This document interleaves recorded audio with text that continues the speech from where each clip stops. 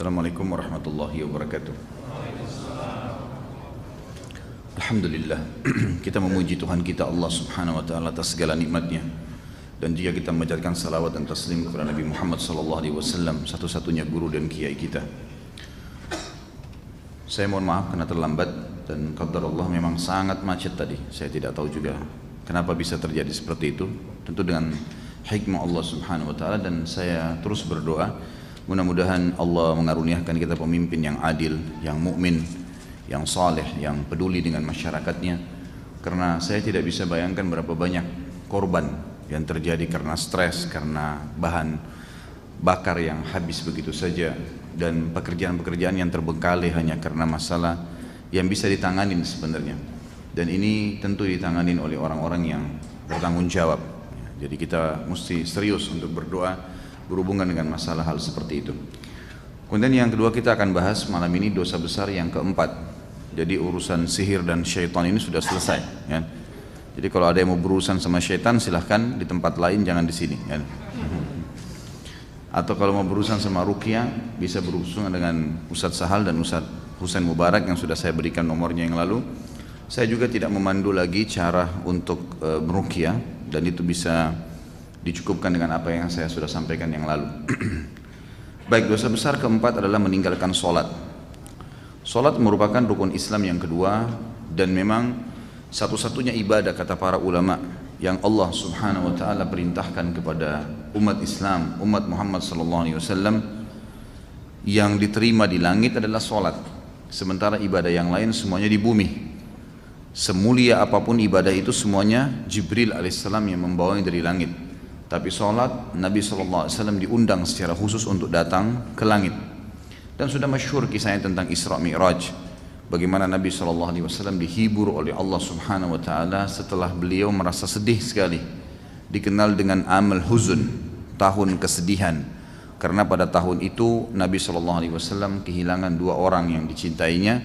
Pertama Abu Talib, pamannya, yang selama ini mendukung dakwanya dan meninggal dalam keadaan kufur. Sementara yang kedua adalah istrinya Khadijah radhiyallahu anha, yang sangat luar biasa pengorbanan cintanya, kasih sayangnya, pengorbanan hartanya, dan telah dikarunia oleh Allah subhanahu wa ta'ala anak dari Nabi yang mulia, 6 orang anak. Akhirnya meninggal pada tahun itu dan dikenal dengan tahun kesedihan. Maka Allah subhanahu wa ta'ala menghibur Nabi kita Muhammad sallallahu alaihi wasallam dengan dua kejadian besar. Yang pertama, kejadian masuk Islamnya jin Nusaybin. Jadi ada jin dari wilayah Irak namanya wilayah Nusaybin. Nabi SAW pada saat itu diperintahkan oleh Allah Subhanahu Wa Taala mendatangi sekitar kuburan Ma'lah, kuburan yang ada Khadijah dikubur di situ tentunya. Lalu Nabi SAW ditemani Abdullah bin Mas'ud radhiyallahu anhu, dan Abdullah bin Mas'ud mengatakan Nabi SAW menggaris sebuah garis dengan tongkat beliau dan memberikan isyarat kepada saya untuk tidak melewati garis tersebut. Lalu saya menyaksikan, kata Abdullah radhiyallahu anhu, Nabi SAW jalan sampai tinggal kecil kelihatan karena jauhnya, dan saya tidak berani melewati garis tersebut karena Nabi SAW larang. Maka saya melihat Nabi SAW duduk dan membaca Al-Quran. Lalu tiba-tiba Nabi SAW dikerumuni oleh orang-orang yang menggunakan baju putih yang kepala mereka seperti kendi-kendi air. Kemudian makin banyak mereka, makin mengurumuni Nabi SAW sampai Nabi sudah tidak bisa saya lihat lagi. Lalu kemudian saya berusaha berdiri ingin membantu Nabi SAW karena khawatir terhadap beliau. Ternyata Nabi SAW memberikan isyarat dengan tongkatnya agar saya tetap duduk. Lalu beliau pun mengatur mereka dengan tongkat beliau SAW sampai mereka semua teratur rapi. Lalu Nabi SAW mengajarkan kepada mereka tentang Islam dan Al-Quran.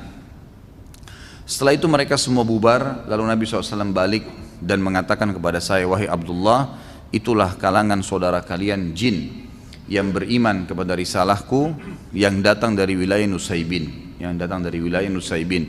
Kalau kau tadi melewatin garis yang saya telah berikan, maka mereka akan mengeroyokimu, gitu kan. Jadi mestinya kamu tidak boleh maju. Akhirnya Nabi SAW dihibur oleh Allah Azza wa Jal mengatakan, kalau orang-orang Quraisy Mekah, manusia tidak mau beriman pada Muhammad, ini saya utus ya makhluk yang lain, jin, jumlahnya banyak, dan jin ini cara berimannya cuma mendengarkan ayat yang sudah beriman dasarnya kepada risalah Nabi sebelumnya, lalu mereka beriman, lalu mereka langsung menjadi dai di kaumnya, gitu kan. Kemudian yang kedua kejadian Isra Mi'raj, di mana Nabi SAW dinaikkan ke langit dan menerima perintah sholat. Tentu panjang lebar ceritanya, tapi Nabi SAW pada malam itu mengatakan telah datang kepada saya Jibril membawa seekor kuda yang bernama Burak, punya sayap berwarna putih, kemudian saya tunggangin atasnya dimanapun matanya memandang sebuah tempat, kakinya sudah sampai di sana. Lalu saya tiba di Palestina, kemudian pada malam itu saya pun mengimami para nabi-nabi yang dikumpulkan oleh Allah Subhanahu wa taala, 124 ribu nabi. Allahu alam bagaimana. Yang jelas mereka diimami oleh Nabi sallallahu alaihi wasallam. Kemudian Nabi SAW mengatakan saya dimi'rajkan ke langit, naik ke langit. Di langit pertama saya bertemu dengan Adam lalu berbicara, terjadi dialog. Langit kedua bertemu dengan Isa, langit ketiga ya, bertemu dengan Idris, langit keempat bertemu dengan Yahya, ya, langit kelima ketemu dengan Harun, langit keenam ketemu dengan Musa, langit ketujuh ketemu dengan Ibrahim alaihi wassalatu wassalam. Lalu kemudian saya pun sampai di Sidratil Muntaha yang sangat indah, dipenuhi dengan permata-permata yang besarnya seperti kuping-kuping gajah. Lalu kemudian diterangilah Sidratil Muntaha dengan cahaya Tuhanku. Lalu kemudian aku menerima 50 waktu sholat yang akhirnya diringankan. Tentu saya ringkaskan ceritanya, diringankan menjadi 5 waktu sholat yang pahalanya sampai dengan 50 waktu sholat. Yang kita ingin titik beratkan bukan kisah Isra Mi'rajnya, tapi bagaimana Nabi SAW menerima perintah sholat itu di langit dan ibadah yang lain adanya di bumi. Sholat ini didefinisikan oleh para ulama adalah gerakan dan ucapan tertentu yang dimulai dengan salam dan dimulai dengan takbir dan diakhiri dengan salam. Dan Nabi SAW menyebutkan, mengatakan haramnya sholat itu ya adalah takbir. Jadi mulai takbir nggak boleh buat apa-apa kecuali yang diperintahkan. Dan halalnya sholat itu adalah salam. Setelah salam baru kemudian halal. Sholat sebagaimana kita tahu banyak sekali jenisnya. Ada yang wajib dan ada yang sunnah.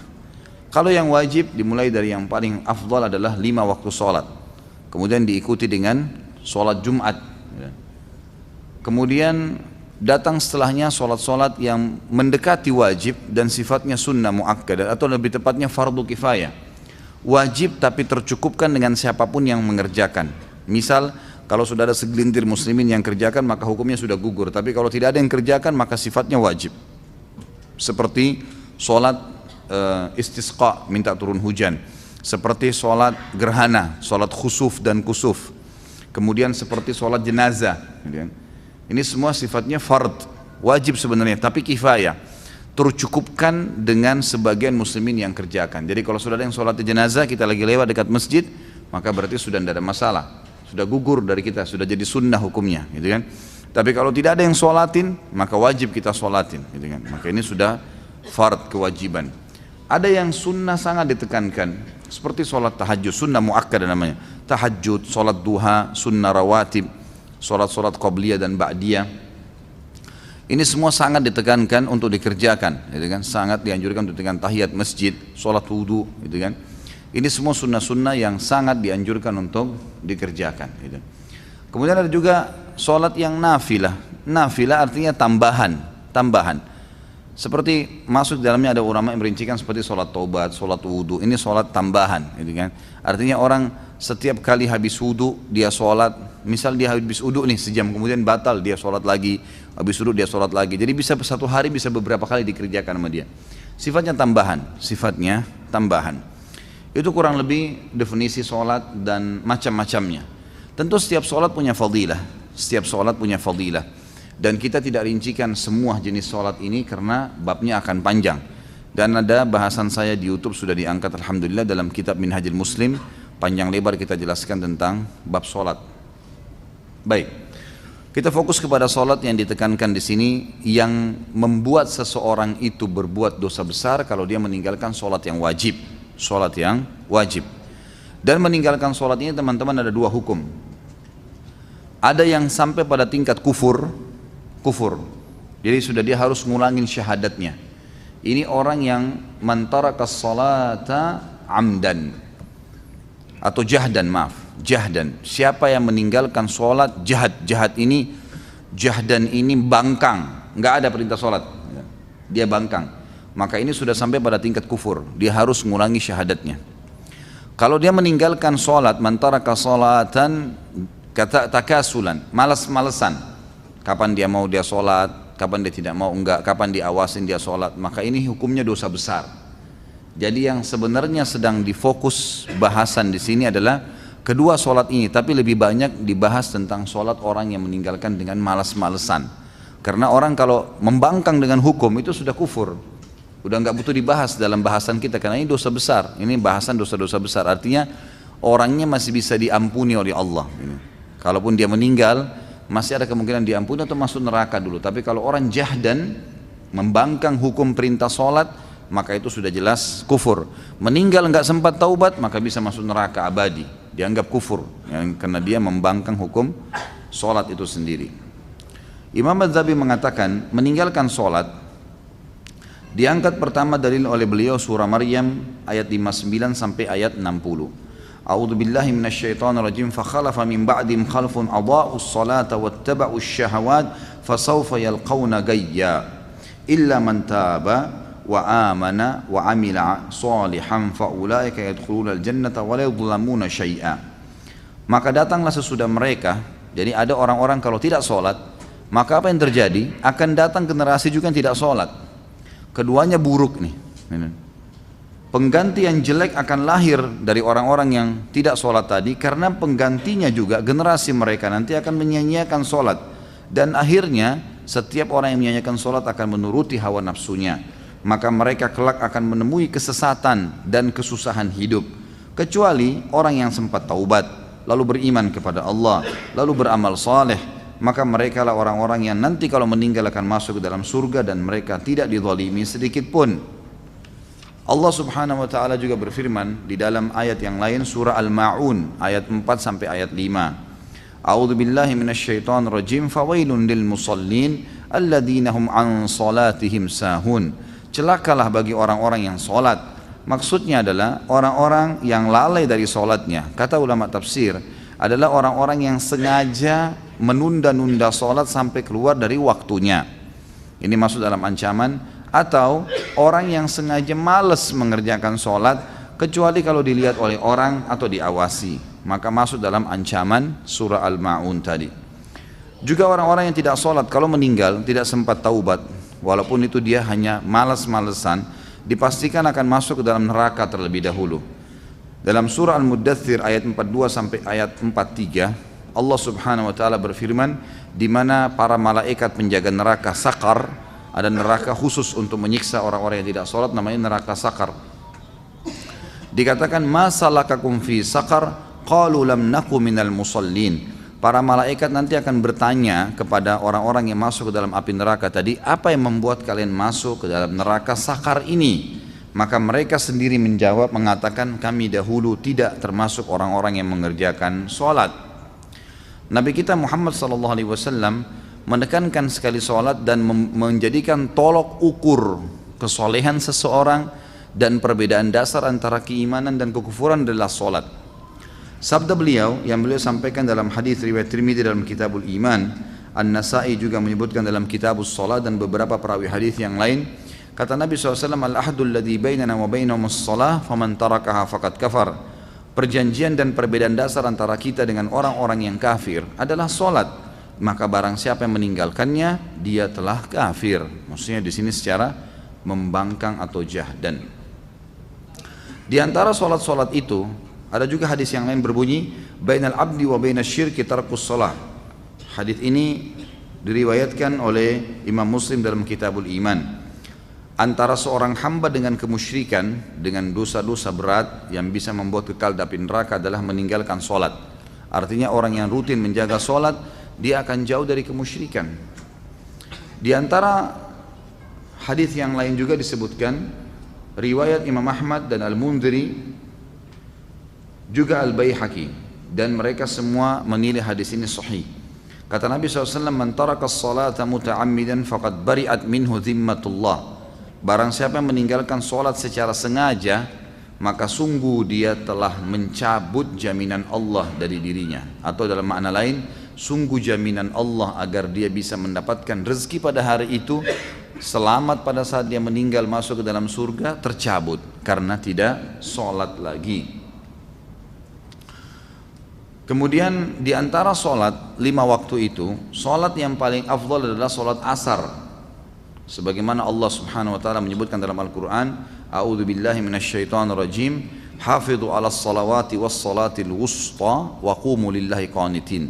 Jagalah selalu salat-salat kalian, terutama yang diwajibkan, terutama ya, lagi ditekankan lagi salat yang pertengahan. Kata ulama pertengahan adalah asar, yang lebih kuat pendapat adalah asar karena waktu pagi itu dihitung subuh dan duhur, dan waktu petang dihitung maghrib dan isya, maka asar berada di tengah-tengah. Juga ada hadis Nabi SAW, hadis ini diriwayatkan oleh Imam Bukhari dalam kitab Manaqibus Salat. Kata Nabi SAW, man fatathu salatul asri habita amalu. Barang siapa yang luput melaksanakan salat asar, maka dalam bentuk pengingkarannya, memang dia tidak mau sama sekali mengerjakannya, maka amal ibadahnya yang lain akan dihapus atau gugur, akan menggugurkan semua ibadah dia yang lain. Datang setelahnya salat subuh dan salat asar, salat subuh dan isya, di mana Nabi SAW bersabda dalam hadis Bukhari, siapa yang mengerjakan subuh berjamaah, siapa yang mengerjakan isya berjamaah, seperti kita sebentar insya Allah akan kerjakan, maka berjamaah di masjid yang dimaksud di sini ya, maka dia seakan-akan telah mendirikan setengah malamnya dengan ibadah. Dan siapa yang mengerjakan subuh berjamaah di masjid, maka dia seakan-akan telah menghidupkan setengah yang tersisa, setengah yang tersisa. Lalu datang setelahnya sholat ya, duhur dan maghrib, sholat duhur dan maghrib. Jadi ini peringatan atau bagian daripada sholat itu. Kita tutup nanti azan, baru habis, insya Allah habis sholat isya kita akan lanjutkan. Perkataan Umar bin Khattab yang mengatakan radhiyallahu anhu, ama innahu la hadza fil islami li ahadin adha as-salah. Tidak layak untuk dihormatin, diperlakukan dengan baik, apalagi dipilih sebagai pemimpin orang-orang yang menyia-nyiakan sholat. Jadi tolok ukurnya adalah sholat itu sendiri. Allahu a'lam. Nanti kita lanjut insya Allah sebentar beberapa dalil yang lain untuk menguatkan masalah ini, dan insya Allah saya coba nanti akan menjelaskan juga beberapa hal yang berhubungan dengan rukun dan syarat sholat ya, dan tata caranya. Subhanakallahumma bihamdika asyhadu an la ilaha illallah astaghfirullah wa atubu ilaih. Wassalamualaikum warahmatullahi wabarakatuh. Assalamualaikum warahmatullahi wabarakatuh. Alhamdulillah wassalatu wassalamu ala rasulillah. Melanjutkan dalil-dalil yang berhubungan dengan masalah salat. Imam Az-Zahabi melanjutkan dengan mengatakan riwayat dari Abu Hurairah anhu bahwasanya beliau berkata, kana ashabu Muhammadin sallallahu alaihi wasallam la yarawna syai'an minal a'mali tarkuhu kufrun ghairus salat. Hadis ini diriwayatkan Imam Tirmidzi. Dahulu para sahabat Muhammad SAW tidak memandang sesuatu pun dari amal ibadah dalam Islam yang mana meninggalkannya adalah suatu kekufuran kecuali sholat. Jadi di sini sholat betul-betul ancamannya sangat tegas kalau sampai orang meninggalkannya. Ibnu Hazm berkata, setelah syirik mempersekutukan Allah, tidak ada dosa yang lebih besar daripada menunda sholat hingga habis waktunya dan membunuh seorang mukmin tanpa alasan yang benar. Riwayat yang lain yang sudah masyhur dari Abu Hurairah anhu bahwasanya Nabi SAW juga bersabda, awwalu ma yuhasabu bihil abdu yawmal qiyamati min amalihi salatuhu, fa in salahat faqad aflaha wa anjah, wa in fasadat faqad khaba wa khasir. Amal yang paling pertama kali dihisab dari seorang hamba pada hari kiamat adalah solatnya. Jika solatnya bagus, maka dia telah beruntung dan pasti selamat. Jika solatnya rusak atau tidak sempurna, maka pasti dia akan gagal dan rugi. Artinya dia akan gagal melalui timbangan amal itu sendiri. Hadis ini dihasankan oleh Imam Tirmidzi. Juga Nabi SAW berkata di dalam hadis riwayat Bukhari Muslim, umirtu an uqatilan nas hatta yashhadu an la ilaha illallah wa anna muhammadar rasulullah wa yuqimus shalah wa yu'tuz zakah fa in fa'alu dhalika asamu minni dima'ahum wa amwalahum illa bihaqqil islam wa hisabuhum 'ala Allah. Aku tidak diperintahkan untuk memerangi manusia sampai mereka bersaksi. Aku diperintahkan untuk memerangi manusia sampai mereka bersaksi bahwasanya tidak Tuhan yang berhak disembah kecuali Allah dan bahwasanya Muhammad juga adalah Rasulullah atau utusan Allah. Lalu mereka mendirikan sholat, mereka membayar zakat, dan apabila mereka telah melaksanakannya, maka mereka telah melindungi darah dan harta mereka dari bahaya seranganku itu. kecuali disebabkan dengan hak Islam. Maksudnya kalau mereka membunuh maka dibunuh, kalau berzina setelah menikah maka dirajam. Dan perhitungan amal mereka adalah kepada Allah, artinya selebihnya amalnya akan. Kemudian hadis yang selanjutnya, hadis dari Abu Sa'id bin Khudri radhiyallahu anhu, dalam hadis Bukhari Muslim dikatakan anna rajulan qal, seorang laki-laki berkata, ya Rasulullah, wahai Rasulullah, ittaqillah, bertakwalah kepada Allah. Biasanya kalimat ittaqillah ini diucapkan bagi orang yang melanggar agama, ya. Orang ini dari Badui, dari padang pasir, mengatakan kepada Nabi SAW, ittaqillah, bertakwalah kepada Allah. Faqala, maka Nabi SAW berkata padanya, wailaka, awalastu ahaqqu ahlil ardi an yattaqillah. Kenapa kamu ini? Kenapa kamu ucapkan itu? Bukankah aku ini penduduk bumi yang harusnya paling berhak takut dan bertakwa kepada Allah? Faqala Khalid bin Walid radhiyallahu anhu, sahabat Nabi yang mulia Khalid bin Walid berkata, ala adribu unukahu ya Rasulullah, bolehkah saya menebas lehernya orang ini ya Rasulullah? Kenapa kok dia lancang sekali ngomong begitu kepada anda? Faqala la, maka Nabi SAW mengatakan jangan, la'allahu ayyakuna yusalli, siapa tahu dia termasuk orang yang melaksanakan sholat. Hadits ini membuktikan kepada kita riwayat Bukhari Muslim tentang tidak bolehnya membunuh seorang muslim yang sholat kecuali dengan hak Islam, gitu kan. Jadi saking tegasnya pelaksanaan sholat dalam Islam ini dan saking tingginya kedudukannya sampai-sampai orang ini pun sudah berkata kasar kepada Nabi SAW masih dilarang untuk dihukum karena dia termasuk orang yang mendirikan sholat. Ada sebuah riwayat, tapi riwayat ini tidak dipegang oleh para ulama karena sanadnya lemah. Maka saya pun tidak membacanya di sini, tapi ini disebutkan oleh Imam Az-Zahabi, diangkat. Jadi yang teman-teman yang pegang bukunya, maka ada hadis yang saya langkahi, saya tidak baca di sini karena memang isnadnya tidak kuat. Dan di sini hadis ini diriwayatkan oleh Ad-Darimi dalam Kitabur Riqaq, ya. Dan ini memang para ulama masih memperselisihkannya. Jadi lebih banyak yang mengatakan tidak kuat, gitu kan. Ibnu Hibban mengatakan bahwasanya riwayat ini disahihkan oleh beliau, tapi beliau sendirian, sementara ulama hadis yang lain melemahkan riwayat ini. Jadi untuk menghindari ya kesalahpahaman terhadap hadis ini berhubungan dengan bab sholat, maka saya tidak membacakannya. Walaupun secara maknanya bagus, gitu, maknanya bagus, ya.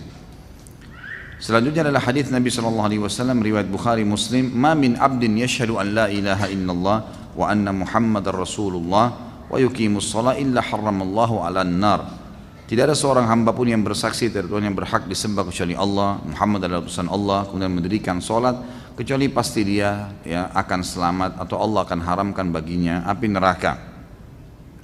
Imam Az-Zahabi menyimpulkan semuanya mengatakan salat adalah sebuah kewajiban bagi seorang muslim dan muslimah, dan syaratnya adalah pada saat dia sudah balik maka sudah masuk dalam masalah taklif. Kemudian diikuti dengan syarat-syarat yang lain dari sholat, yaitu masuknya waktu di setiap sholat, kemudian menghadap kiblat, kemudian menutup aurat yang telah diperintahkan, kemudian dia melaksanakan gerakan dan bacaan sesuai dengan ajaran Nabi Muhammad SAW agar sholatnya diterima, dan dia tidak menambah dan juga menguranginya. Misal jumlah asar 4 rakaat, walaupun kita mampu 7 rakaat tetap kita sholat 4 rakaat. Subuh 2 rakaat, walaupun kita mampu kerjakan 5 rakaat tetap juga 2 rakaat karena sesuai dengan perintah Nabi SAW, ya. Jadi itu merupakan syarat daripada sholat itu sendiri, dan ini harus diperhatikan. Allahu a'lam. Tentu bab sholat ini panjang dan kita tidak merincikan satu persatu sebagaimana saya katakan tadi, karena memang dia punya bahasan sendiri. Kita cuma membahas orang-orang yang meninggalkan sholat, sementara sholat sendiri itu luas sekali sebagaimana sudah saya rincikan tadi di awal. Sampai ada sholat jenazah, ada sholat yang fardu kifayah, ada sholat id juga, ya, yang merupakan sunnah muakkadah dan seterusnya. Ini ada bahasan sendiri tentunya. Kemudian saya ingin titik beratkan di sini kepada teman-teman, masalah sholat ada juga hal-hal yang ingin saya tambahkan yang harus diperhatikan. Seperti misalnya usahakan selalu sholat di awal waktu, maksimalkan itu. Jadi usahakan dijadwalkan, ya. Lebih penting, bahkan dijadikan sebagai momen lebih penting daripada makan pada saat kita lapar, yaitu dengarkan azan sudah ada di masjid, terutama bagi laki-laki. Bagi perempuan sudah standby tentu di sejadahnya. Kalau di masjid-masjid, kalau musala kantor, kalau rumah dia di rumah, ya dia di rumahnya, gitu kan. Maka harus maksimal, usahakan azan, tidak ada aktivitas yang lain. Para sahabat Nabi ridwanullahi alaihim kalau sudah mendengarkan azan mereka berhenti dari segala aktivitas, tidak ada lain yang dikerjakan. Mereka langsung menuju ke sholat karena itu panggilan dari Allah. Sebenarnya muadzin mengatakan hayya 'alas shalah, hayya 'alal falah. Ayo menuju kepada sholat, ayo mengerjakan sholat, ayo menuju kepada kemenangan. Itu adalah ucapan muadzin yang sebenarnya dari Allah Subhanahu wa taala. Karena semua muadzin, semua yang syahadat yang azan dari suku manapun, mau di Amerika orang-orang bule atau orang Arab Jazirah Arab atau orang Asia orang Melayu di Asia Tenggara atau orang hitam di Afrika, sama saja. Pada saat waktu azan mereka mengucapkan hayya 'alas shalah, ayo mengerjakan salat. Apa manfaatnya? Setelahnya ada jawabannya, hayya 'alal falah, ayo menuju kepada kemenangan dan keberuntungan di dunia dan di akhirat. Maka kita harus menjaga awal waktu itu. Hadis Bukhari berbunyi, Nabi SAW mengatakan, pada saat ditanya amal apa yang paling Allah cintai, maka beliau mengatakan as-salatu ala waktiha, salat di awal waktunya. Kemudian hadis yang lain juga, dan saya sarankan teman-teman lakukan walaupun sekali seumur hidup nih. Kata Nabi SAW, siapa yang selama 40 hari tidak ketinggalan takbiratul ihram imam, maka dijamin baginya selamat dari sifat kemunafikan. Insya Allah tidak akan pernah dusta seumur hidup, tidak akan pernah memungkiri janji, dan tidak akan pernah juga dia mengkhianati amanah. Dia mengkhianati amanah. Jadi kita usahakan jaga. Kalau bisa sepanjang hidup kita alhamdulillah. Kalau tidak minimal sekali seumur hidup. Usahakan pernah 40 hari itu jadwalkan untuk tidak kemana-mana, dan usahakan 5 waktu sholat di masjid semua. Gitu kan? Jadi ini satu hal yang mestinya dijaga. Ada salah seorang muslim yang Masya Allah dia coba terapkan ini, dan subhanallah Allah tahu niatnya. Allah tahu niatnya. Maka pada saat dia sudah niat lakukan 40 hari, di hari ke-38 ya, tiba-tiba dia terlambat sholat, macet gitu kan. Subhanallah, begitu dia masuk ke masjid, dia sudah berdoa kepada Allah, sudah lewat kurang lebih 20 menit, ternyata sholatnya belum diiqamah ya. Kebetulan karena imamnya sakit perut gitu kan. Jadi akhirnya dia sempat dapat sholat tersebut. Jadi usahakan sekali saja seumur hidup, kalau bisa berulang kali alhamdulillah, itu sangat baik. Jadi sholat di awal waktu intinya. Usahakan teman-teman melupakan semua aktivitas, dan di HP kita sekarang semuanya sudah ada alhamdulillah program azan ya, dibunyikan sehingga ada peringatan-peringatan kalau kita akan mengerjakannya. Dan usahakan kalau bisa di awal waktu ini adalah juga tidak ketinggalan sholat-sholat sunnahnya ya, sunnah qobliyahnya, sunnah ba'diyahnya. Nah, ini juga dianjurkan, dan antara azan dan iqamah dianjurkan untuk memperbanyak doa. Jadi jangan jalan pada saat sudah azan, kalau perlu sebelum azan, sehingga memang kita bisa mendapatkan fadilah ini. Ini yang pertama, di awal waktu. Yang kedua teman-teman sekalian, usahakan dalam sholat menghadirkan kehusyuan, konsentrasi. Khusyuk ini wajib, namanya tumakninah, ketenangan dalam sholat. Dimulai dari tenangnya seseorang mengucapkan bacaan, gerakan, melakukan gerakan, jadi Allahu Akbar dengan tenang. Lalu kemudian mulai dari membaca iftitah, dia menikmatin bacaannya. Wajjahtu wajhiya lilladzi fataras samawati wal arda hanifan musliman, dan seterusnya. Dan bahasa Al-Fatihah, Alhamdulillahi Rabbil Alamin, berhenti dulu. Ar-Rahmanir Rahim, berhenti. Maliki Yaumiddin, berhenti. Nikmatin ruku, Subhana Rabbiyal Azim wa bihamdi. Kita nikmatin, Subhana Rabbiyal Azim wa bihamdi, Subhana Rabbiyal Azim wa bihamdi. Tentu ada beberapa macam bacaan dalam ruku, ada 5-6 macam, dan ini bisa antum dapatkan di buku doa yang sudah sering saya pandu, gitu kan. Saya berikan, dan itu supaya bisa dijadikan sebagai pegangan. Begitu pula sami Allahu liman hamidah, nikmatin kalimatnya, karena per hurufnya kata ulama apa yang diucapkan dalam sholat dan pergerakannya ada nilai pahalanya. Makanya syaitan berusaha untuk memecahkan konsentrasi di bacaan tersebut. Karena kalau anda membaca misalnya Alhamdulillahi Rabbil Alamin, berhenti, hadir fikiran, apalagi kalau tahu maknanya, segala puji bagi Allah Tuhan alam semesta, Ar-Rahmanir Rahim, yang maha pengasih lagi maha penyayang, Maliki Yaumiddin, ya, raja pada hari kiamat. Tiba-tiba syaitan datang menawarkan banyak opsi, kunci yang hilang lah, ya, pekerjaan lah, keuntungan dalam dagangan lah, pertengkaran yang sedang terjadi lah. Harus kita lawan tuh, ya, harus engah, gampang kok, dengan cara tidak menerima. Jadi seperti kalau kita lagi jalan di jalanan, ada orang-orang yang nawarin produk, nih beli, enggak, kita nggak mau kan tidak ada masalah. Tetap aja kita konsentrasi bicara di handphone misalnya sama orang, atau kita tetap konsentrasi setir mobil, nggak usah terpengaruh dengan orang yang nawarin. Setan tuh sedang nawarin produknya, jangan nyantol gitu kan. Nah. Tapi kalau ada orang sempat nyantol, misalnya iyyaka na'budu wa iyyaka nasta'in diucapin tapi hatinya nggak hadir, khusus itu nggak ada pahalanya, hilang pahalanya, gitu kan. Bagaimana dengan orang yang Allahu Akbar sadar, tapi mulai iftitah sampai salam tidak sadar, gitu kan?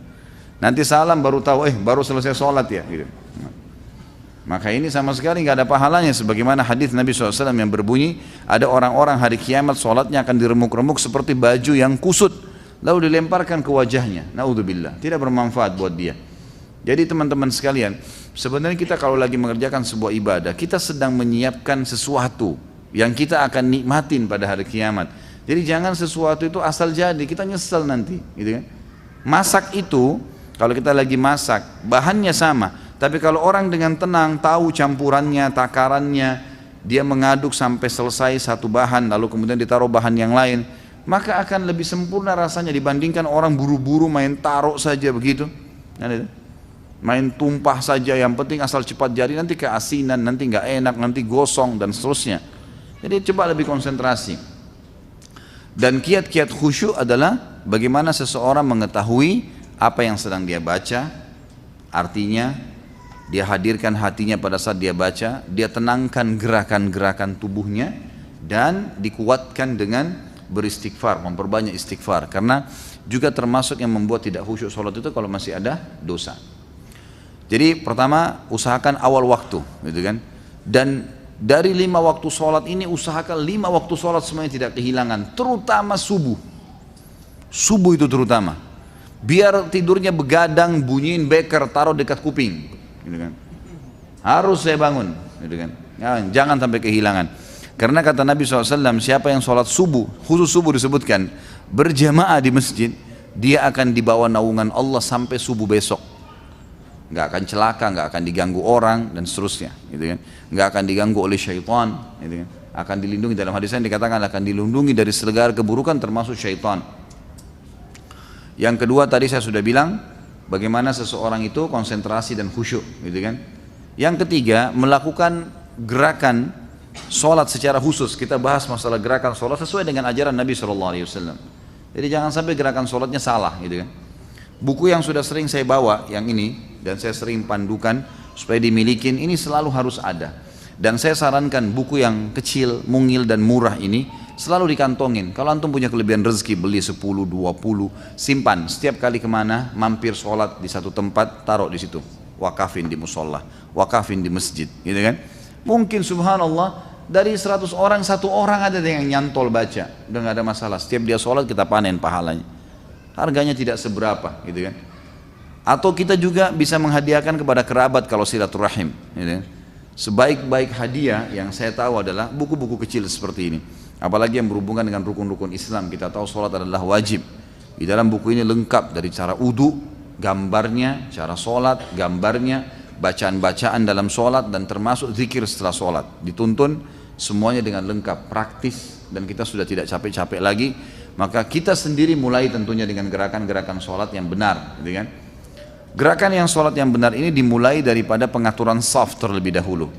Dan shaf ini teman-teman sekalian, tolok ukurnya adalah tumit, bukan ujung jari-jari telapak kaki depan. Jadi kalau telapak kaki kita ibaratnya seperti telapak tangan saya ini, maka yang jadi tolok ukur bukan ujung jari-jari. Banyak orang ngatur shaf jari-jarinya sejajar sama teman di sebelah. Ini keliru nih. Yang sejajar itu tumitnya. Karena kalau tumit sejajar, walaupun jari yang di sebelah ini kena telapak kakinya lebih besar, maju nggak masalah. Karena nanti kalau tumitnya sejajar, coba perhatikan dari belakang shaf. Kalau kita lagi di shaf kedua, misalnya ada orang di shaf pertama, kalau tumit yang jadi patokan, maka pasti sejajar semua tuh. Tapi kalau yang mereka jadikan patokan adalah jari-jari depan, maka di belakang pasti ada yang keluar dari shaf, gitu kan. Makanya di zaman Nabi SAW jadikan patokan adalah tumit seseorang. Dan memang para sahabat meriwayatkan kepada kita, kalau kami mendengarkan iqamah di zaman Nabi SAW, iqamah sholat, Maka kami pun mempertemukan tumit kami dengan tumit teman kami. Tumit sama tumit ketemu. Jadi kakinya, telapak kakinya jangan seperti kipas gini ya, tetapi dibuka tumitnya sehingga semuanya menghadap ke depan. Para sahabat mengatakan kami membuka tumit-tumit kami, mempertemukan tumit-tumit kami. Jadi tumit sama tumit ketemu sama teman di sebelah, sehingga membuat betis kami bertemu, betis para sahabat, dan membuat pundak kami bertemu otomatis. Dan ini sesuai dengan sabda Nabi SAW, tidakkah kalian mengatur saf sebagaimana malaikat mengatur safnya, gitu kan? Mereka merapatkan. Dalam riwayat lain dikatakan, saya ya, diperlihatkan oleh Allah syaitan yang masuk di antara celah-celah saf. Sedikit saja ada celah, sudah masuk syaitannya, yang akhirnya menggoda kehusyuan sholat musolli tadi. Makanya ini harus dijaga dari saf dari takbir pertama sampai rakaat terakhir. Jangan sampai rakaat pertama, rakaat kedua nyambung tumitnya, tapi rakaat ketiga, keempat kemudian buyar gitu kan. Itu godaan syaitan. Maka mengatur dari saf. Dan tolok ukur saf adalah pundak kita. Pundak ini. Gak usah lebih dari pundak. Pundak saya selebar ini misalnya, maka telapak kaki saya buka selebar pundak saya saja. Cukup. Gak usah lebih daripada itu. Jadi jangan sampai terlalu lebar kakinya, jangan juga terlalu kecil, ya, sempit. Maka itu sudah cukup.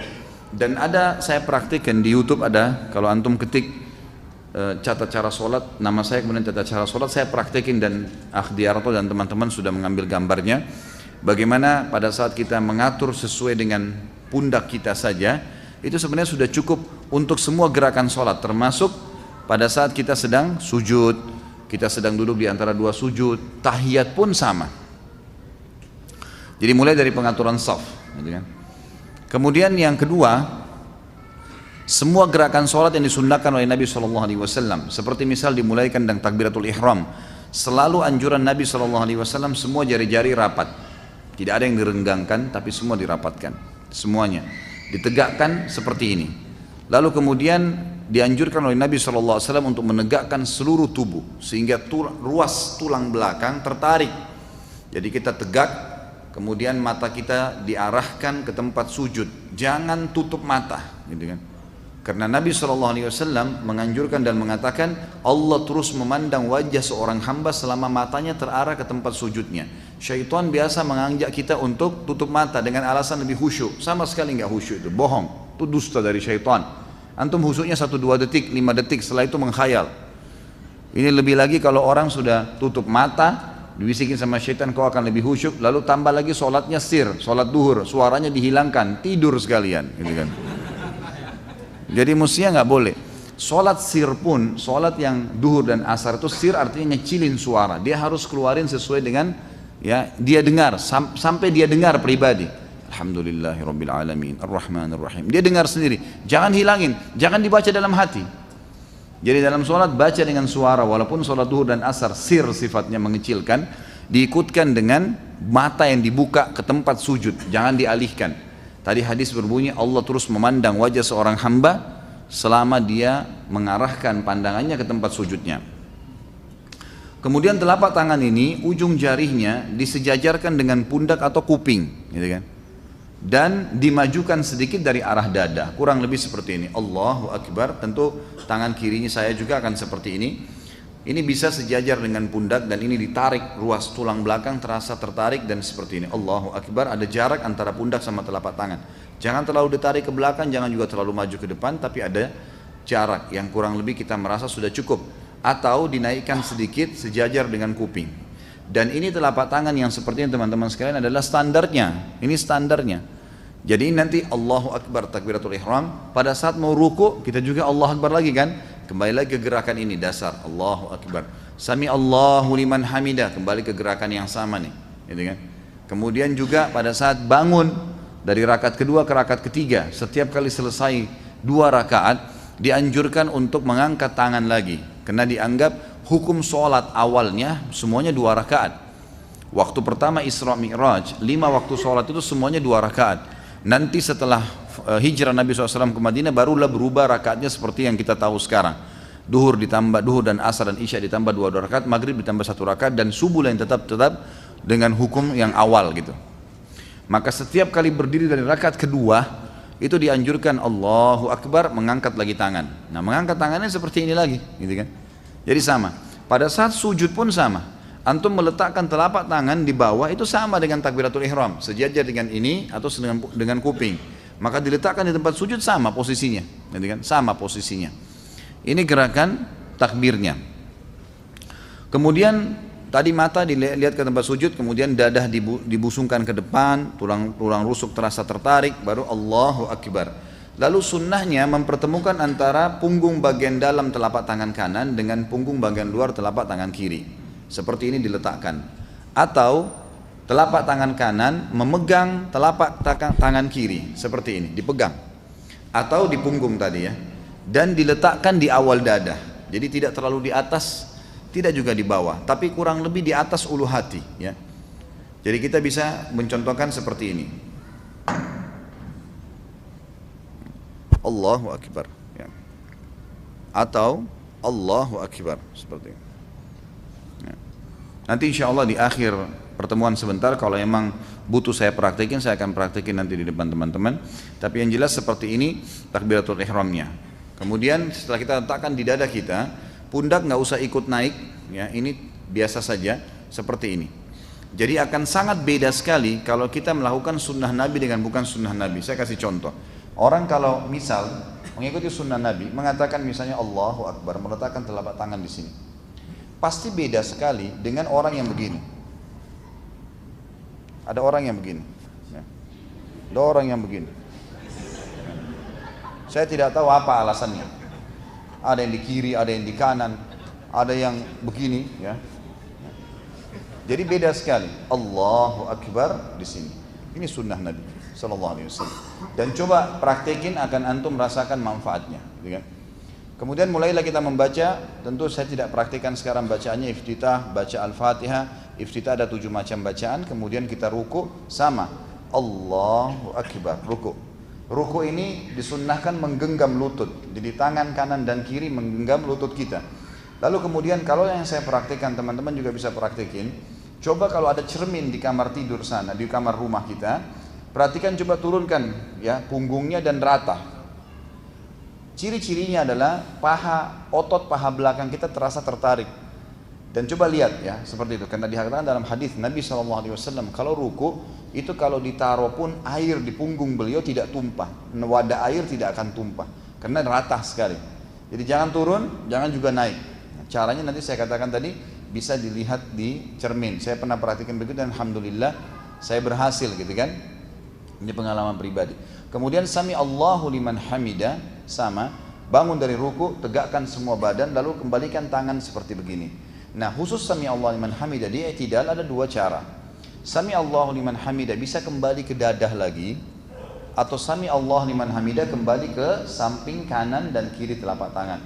Ini beranjak daripada satu hadis sebenarnya yang membuat ada 2 pendapat ulama. Yang pertama adalah bunyi hadisnya begini. Nabi SAW kalau bangun dari ruku maka seluruh anggota tubuh beliau kembali seperti semula.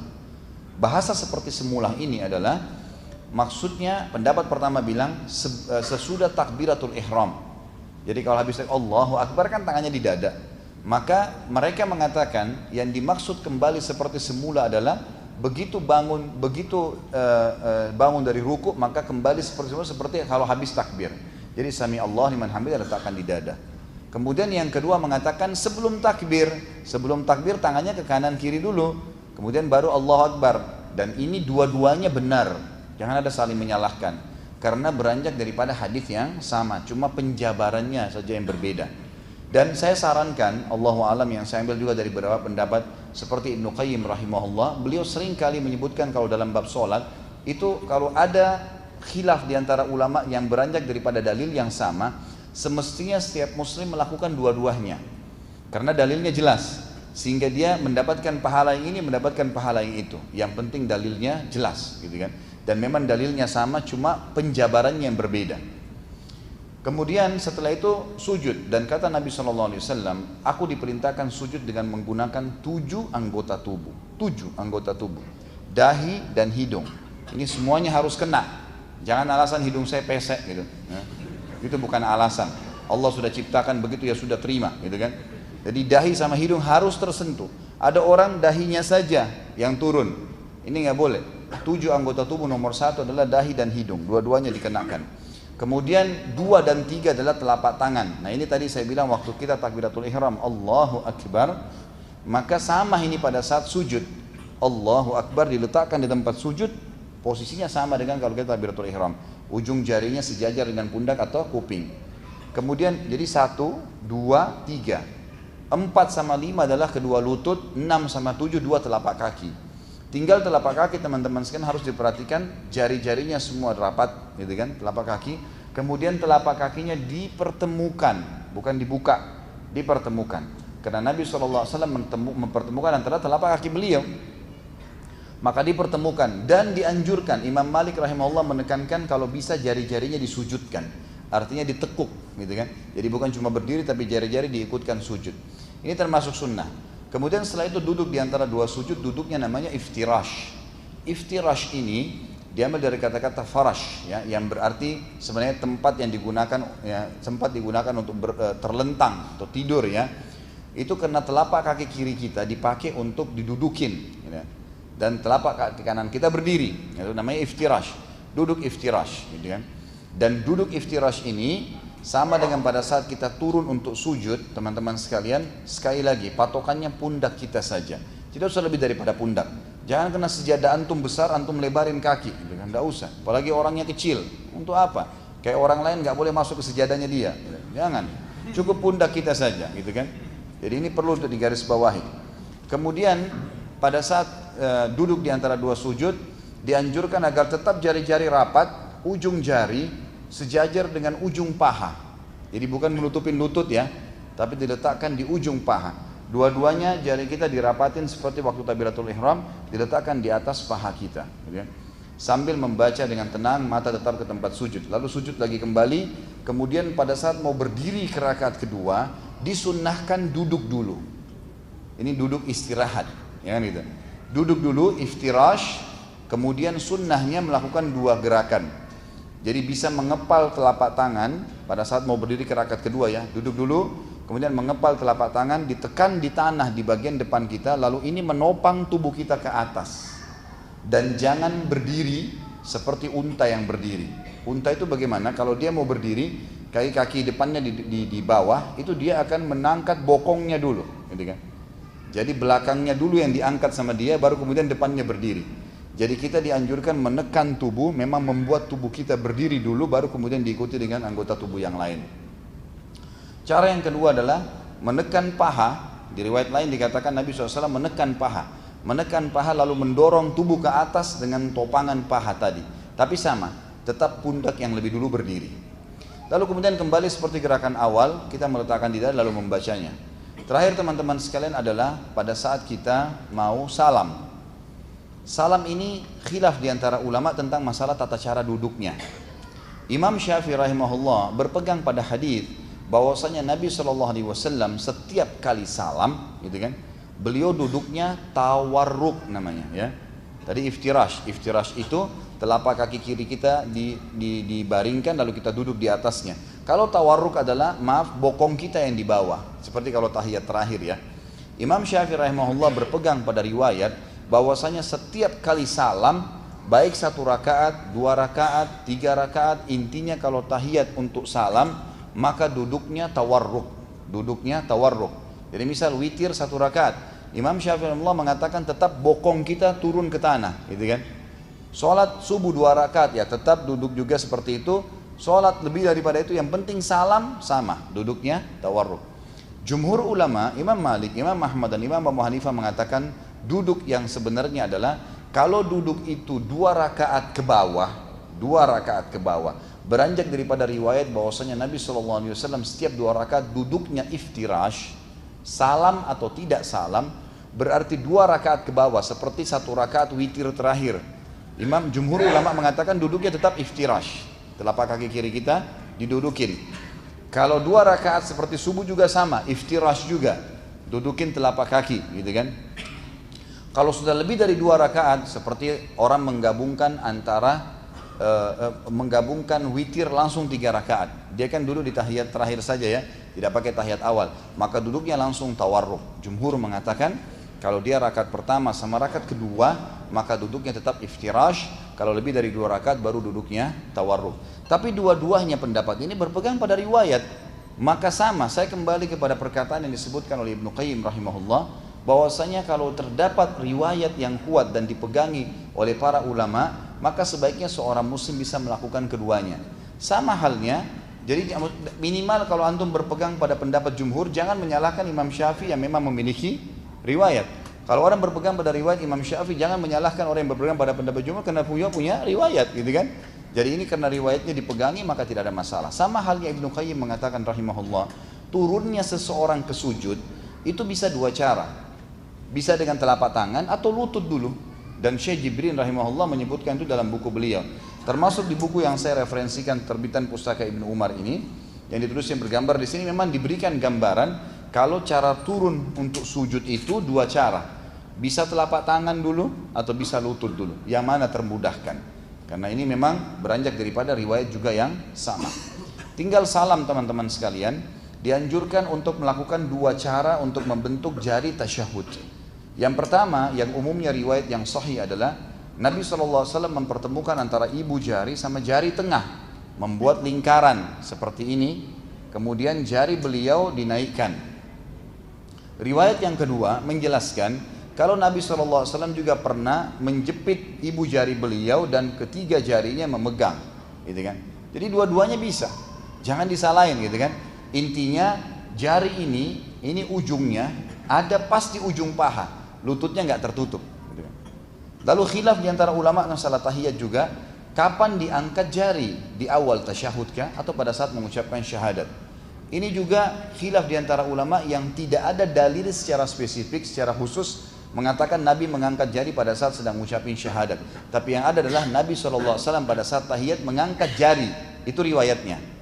Nabi SAW pada saat tahiyat mengangkat jari telunjuk beliau. Nah, kata-kata mengangkat jari telunjuk beliau disampaikan oleh para sahabat membuat ulama menjadi 2 pendapat lagi di sini. Ada yang mengatakan berarti dari awal waktu at-tahiyatu lillah wassalawat sudah naikkan jarinya. Kemudian pendapat yang kedua mengatakan tidak.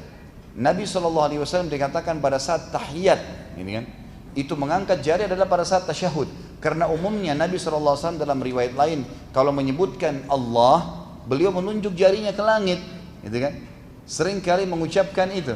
Kalau mengatakan La ilaha illallah, maka ada jari telunjuk ke langit.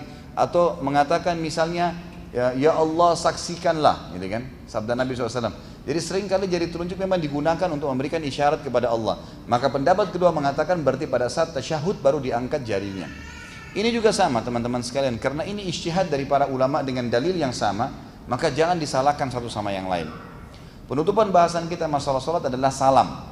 Salam ini dianjurkan pada saat kita lagi tahiyat, tegakkan tubuh kita, selalu tegakkan, jangan pernah bungkuk, ditegakkan, gitu kan? Laki-laki perempuan sama saja di sini.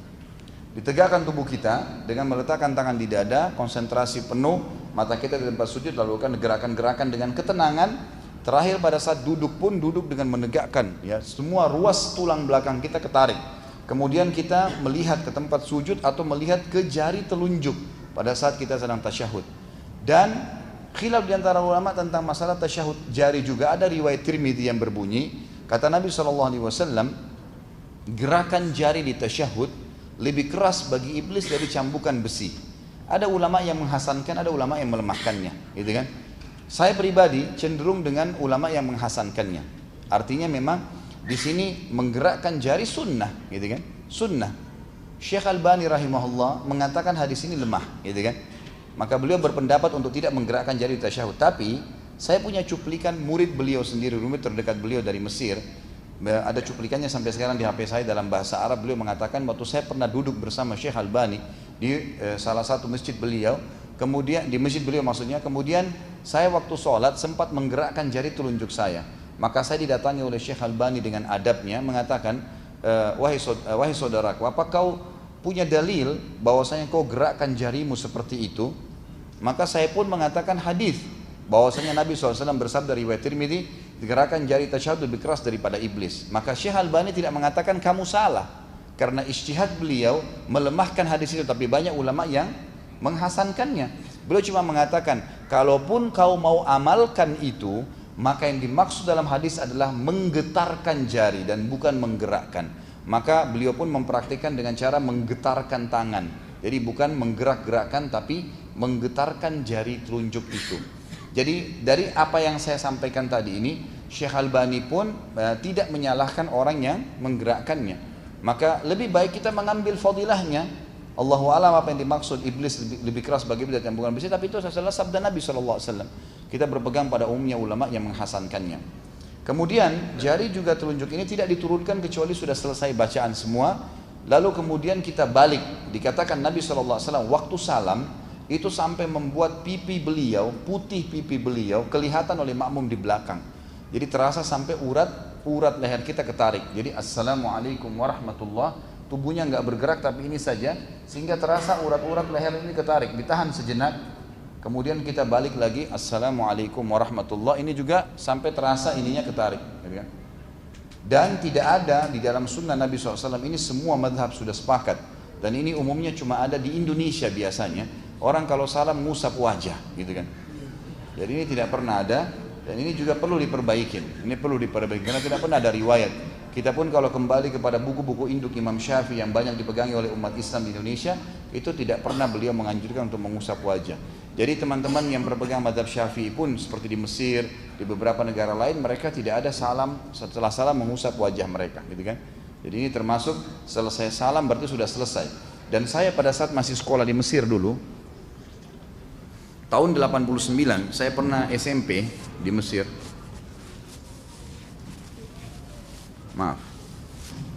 Sebelum ke Madinah dulu masuk SMA, dengan hikmah Allah saya pernah tinggal di Mesir waktu itu saya kelas 3 SMP.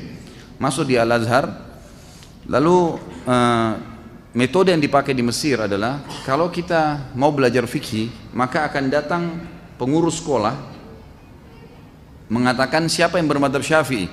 Kebetulan saya sama sepupu saya ada di kota Makassar sekarang, sama-sama saya dari kecil, Masya Allah. Kemudian ada satu orang Komores dari Afrika, teman dekat kami, itu yang angkat tangan, dan ada beberapa siswa yang lain angkat tangan. Ada yang mengatakan baik ini gurunya, ada guru kami dulu, guru fikih khusus mazhab Syafi'i.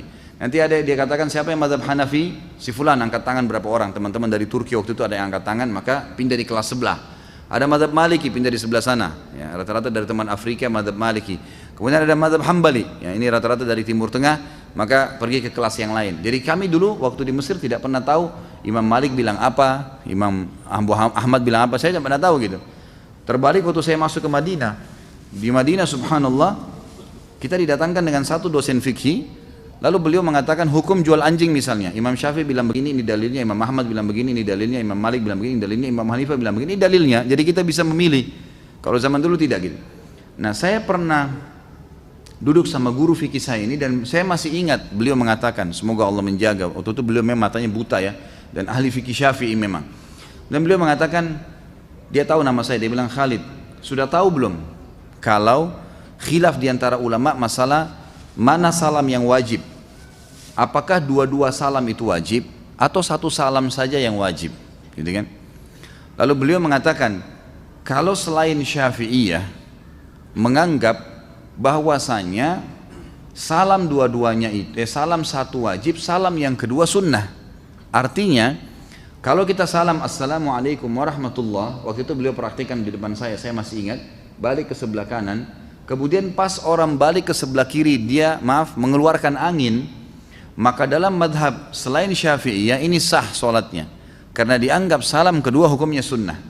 Tapi kalau dalam madhab Syafi'iyah terbalik, harus dua-duanya. Jadi kalau ada orang salam assalamualaikum warahmatullah, dia belum selesai salam kedua keluar angin, batal sholatnya semua, gitu kan. Ini khilaf diantara ulama tentang kewajibannya, tapi ini memang tidak masuk dalam dalil secara khusus yang menjelaskan masalah itu. Hanya saja memang ini khilaf diantara ulama yang saya ingin sampaikan ke teman-teman agar lebih jelas berhubungan dengan masalah itu. Allahu a'lam.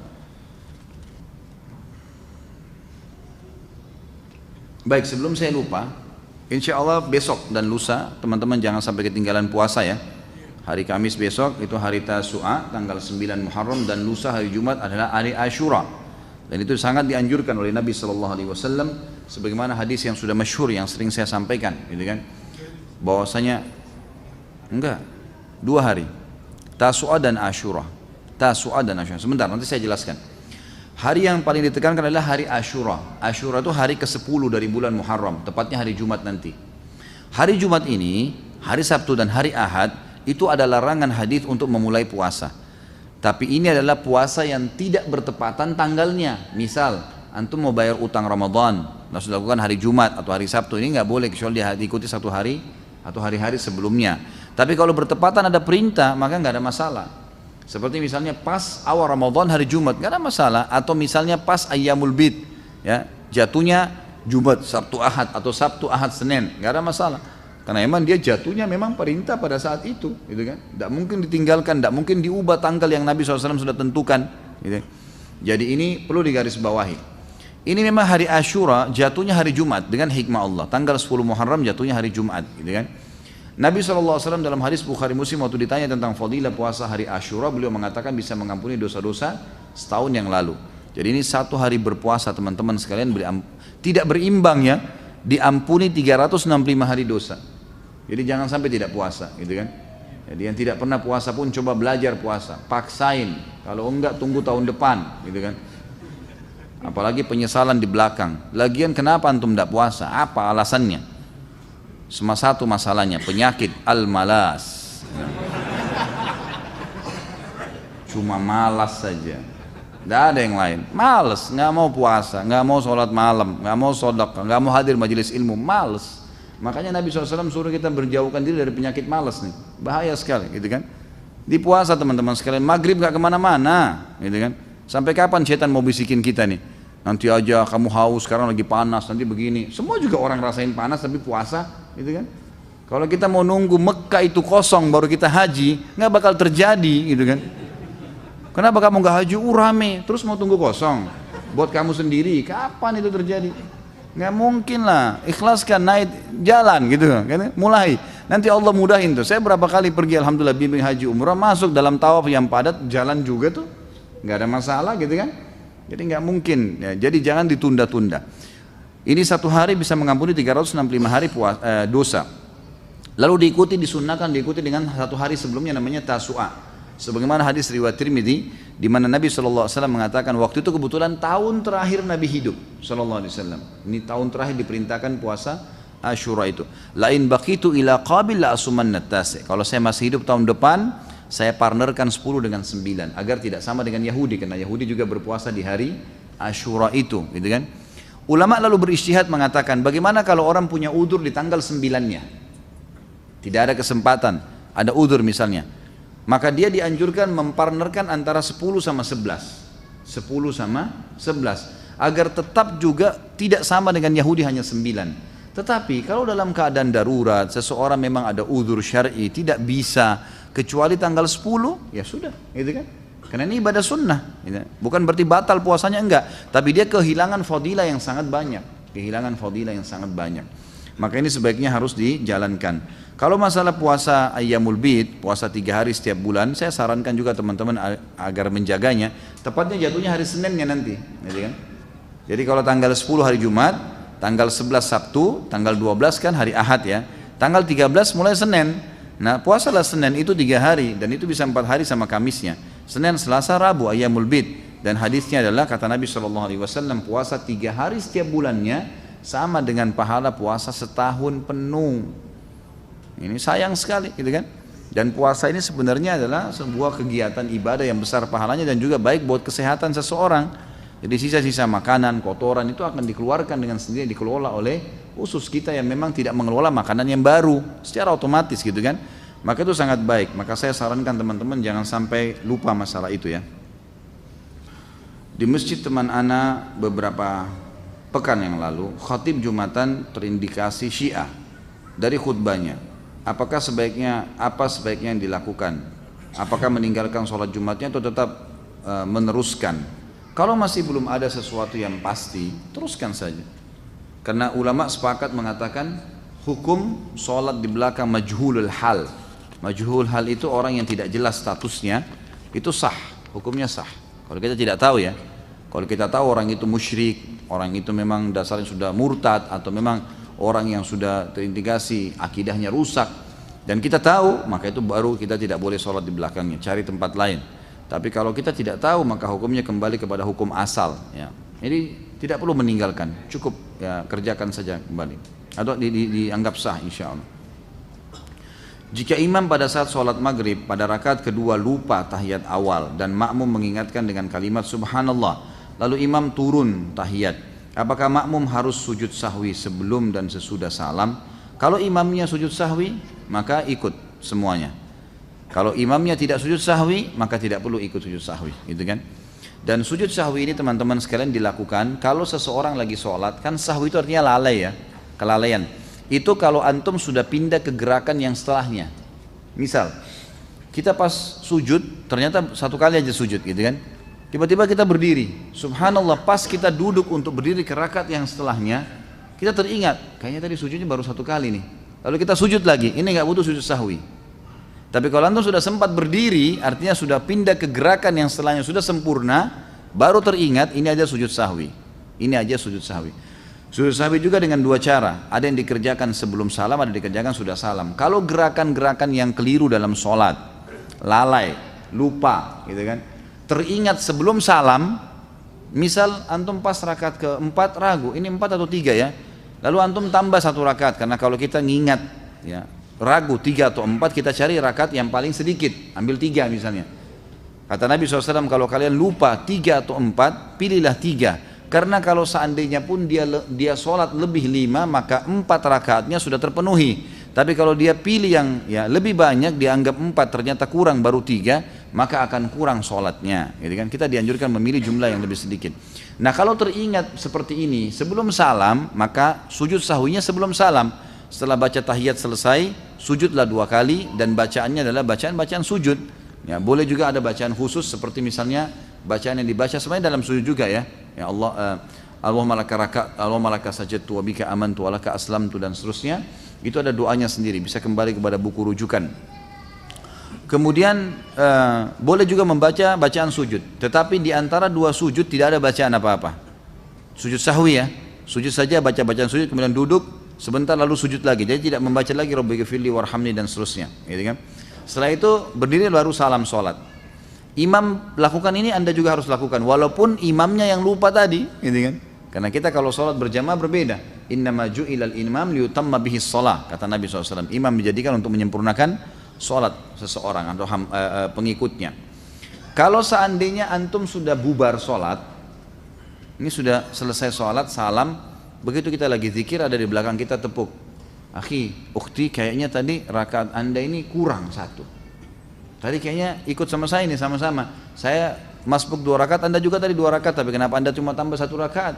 Kita diingatkan, lalu kita ingat, oh begitu ya, baik. Langsung berdiri pada saat itu. Berdiri tambah 1 rakaat. Lalu sampai salam, selesai salam baru sujud sahwi. Sujud sahwinya setelah salam, karena ingatnya juga setelah salam. Dan ini beranjak daripada hadis Bukhari. Nabi SAW pernah sholat asar 2 rakaat salam. Maka para sahabat diam semua, nggak ada yang nyaut. Tapi mereka bimbang, kok jadi 2 rakaat asar nih, gitu kan? Sampai Nabi SAW berzikir, Nabi SAW tidak ingat rupanya. Sampai berzikir, habis selesai zikir, tradisi Nabi SAW habis zikir, langsung berdiri pergi ke pintu masjid, lalu menunggu sahabat-sahabat yang mengeluh. Atau yang menyampaikan apa sesuatu permintaan dan seterusnya. Ada satu sahabat mendekati mengatakan, ya Rasulullah, apakah turun wahyu? Ada wahyu baru turun mengubah asar jadi 4 menjadi 2, gitu kan? Atau anda lupa? Kata Nabi SAW, tidak ada wahyu turun dan saya tidak lupa. Nabi yakin sekali SAW dengan hikmah Allah tentunya ya, agar mengajarkan kepada kita bagaimana caranya kalau terjadi seperti ini. Maka Nabi SAW memegang tangan sahabat tersebut, mengajaknya masuk ke dalam masjid. Kebetulan sahabat-sahabat yang lain belum bubar. Maka kata Nabi SAW, benarkah yang orang ini katakan, kalau saya tadi cuma sholat 2 rakaat, serentak mengatakan benar ya Rasulullah. Maka beliau langsung menghadap kiblat, lalu beliau mengerjakan 2 rakaat sampai salam. Setelah salam baru beliau sujud sahwi, karena mengingatnya setelah salam. Pendapat yang paling kuat pada makmum membaca Al-Fatihah atau tidak di belakang imam, yang disepakati oleh para ulama, yang saya sebutkan dulu yang disepakati ya. Yang disepakati adalah kalau sholatnya sir, tidak ngerasin suara, seperti misalnya duhur, asar, kemudian rakaat ketiga maghrib dan 2 rakaat terakhir isya, gitu kan? Ini namanya sholat sir, kecilin suara. Maka wajib makmum membaca Al-Fatihah. wajib makmum membaca Al-Fatihah, gitu kan. Kecuali dalam keadaan ini khilaf ulama, bagaimana kalau dia baru membaca Ar-Rahmanir Rahim, Maliki Yaumiddin, imamnya Allahu Akbar ruku, apa yang dia harus lakukan? Jumhur ulama mengatakan ikuti imam, karena dia sudah berijtihad, dia sudah baca, gitu kan. Tapi tidak selesai, sama dengan orang masbuk, baru Allahu Akbar, imamnya kita baru baca 2 Al-Fatihah sudah ruku. Apa yang harus kita lakukan? Jumhur mengatakan ruku saja, Imam Syafi'i mengatakan tidak, harus dia baca, nggak bisa. Dan dia boleh ketinggalan untuk mengejar Al-Fatihah sampai 3 gerakan kalau dalam mazhab Syafi'iyah, gitu kan. 3 gerakan artinya ruku, sami Allahu hamidah, sampai sujud pertama. Nah itu dia boleh tetap menyelesaikan Al-Fatihahnya lalu dia mengejar imam, karena pentingnya masalah Al-Fatihah ini. Tapi kalau sholatnya jahar, ngerasin suara, subuh 2 rakaat pertama maghrib, gitu kan, 2 rakaat pertama isya, maka ini hukumnya jumhur mengatakan tidak ada bacaan bagi makmum, kecuali imam memberikan jeda waktu. Beranjak daripada hadis yang sahih bahwasanya Nabi SAW pernah mengatakan waladdallin amin, lalu tiba-tiba sahabat di belakang berlumba-lumba baca Al-Fatihah, jadi ada suara bergemuruh gitu, sehingga bacaan Nabi SAW, Nabi sendiri terganggu SAW, dan makmum juga tidak konsentrasi dengar bacaan ayatnya beliau. Beliau begitu salam lalu beliau mengatakan mali unazi', kenapa tadi saya diganggu dengan bacaan kalian? Kata perawi hadisnya kalau saya tidak salah Abdullah bin Umar radhiyallahu anhu berkata, mulai semenjak itu saya tidak pernah lagi membaca Al-Fatihah di belakang Nabi SAW kalau sholatnya jahar, kalau sholatnya ngerasin suara gitu. Ulama-ulama seperti Imam Syafi'i rahimahullah melihat bahwasanya orang yang membaca Al-Fatihah baik sholatnya jahar, kerasin suara atau sir, itu wajib. Beranjak daripada hadis Nabi SAW yang berbunyi tidak ada sholat bagi orang yang tidak membaca Al-Fatihah. Maka beliau tidak membedakan antara sholat berjamaah atau sholat sendiri. Ya, kalau sholat sendiri mutlak harus baca ya, tidak boleh sama sekali tinggalkan Al-Fatihah, batal sholatnya kalau tinggalkan Al-Fatihah. Kalau sholat berjamaah sebagaimana saya sebutkan tadi, khilaf diantara ulama itu. Imam Syafi'i semuanya, mau sholatnya jahar atau sir, semuanya harus membaca Al-Fatihah.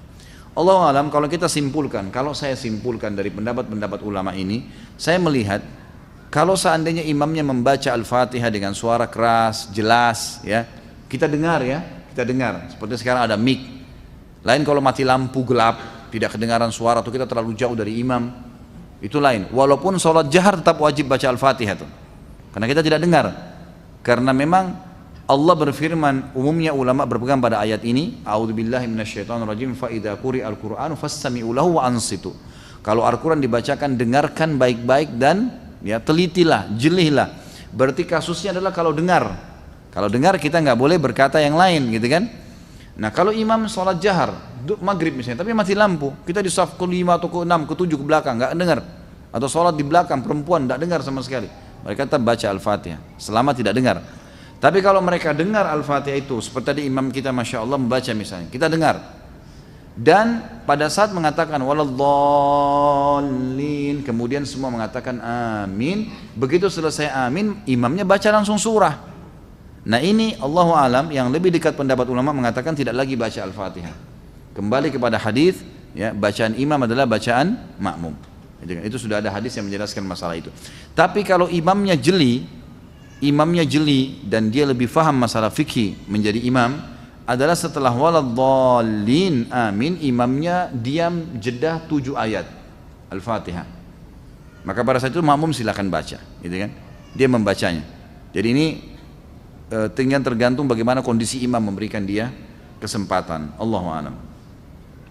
Ustaz, apakah boleh saf salat diisi oleh, mohon maaf, orang yang terkena Down syndrome? Secara fisik dia sudah balik, tetapi ketika sholat orang tersebut sering mendahului imam dan gerakan sholatnya tidak berurutan. Tentu kalau dia sengaja atau memang dia ada kelainan jiwa atau apa, ini sebaiknya memang di masjid itu ada tim khusus yang mengatur ya. Jadi orang-orang seperti ini kalaupun dalam kondisi dia tidak sadar, dia tidak tahu hukum, atau dia dalam kondisi gila misalnya, maka dia dibolehkan untuk keluar dari saf muslimin. Karena dia pun mengerjakan, dia bebas hukum, dia tidak ada taklif kan gitu. Tapi kalau memang dia hanya melakukannya karena tidak bisa tahan, karena memang masalahnya adalah sakit kakinya, dia akhirnya harus melakukan mendahului imam, maka solusinya kata ulama adalah dia boleh mengerjakan sholat sambil duduk. Cari inisiatif yang dia tidak mendahului imam. Karena kalau dia dahului imam tetap kena ancaman. Ya, Nabi SAW mengancam, siapa yang mendahului imam maka bisa saja Allah mengubah wajahnya menjadi wajah keledai. Hadis sahih riwayat Imam Ahmad masalah itu. Jadi sebagai ini ada pengurus masjid, dan saya sarankan pengurus masjid ini bisa lebih jeli melihat adanya orang-orang yang seperti ini, ada gangguan jiwa, ada orang yang sakit. Kalau di masjid-masjid di Saudi itu sudah biasa sekali kursi-kursi disiapin tuh. Di masjid itu banyak kursi.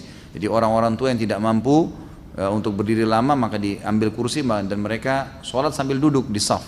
Itu sudah umum di Masjid Nabawi, di Masjid Haram itu banyak sekali. Ketika zikir setelah sholat, kemudian ada orang yang mengucapkan salam kepada kita lalu kita membalasnya sehingga zikir setelah sholat kita terpotong. Apakah kita harus mengulangi zikir tersebut atau lanjutkan? Lanjutkan saja, tidak ada masalah. Nabi SAW pernah melakukan hal tersebut.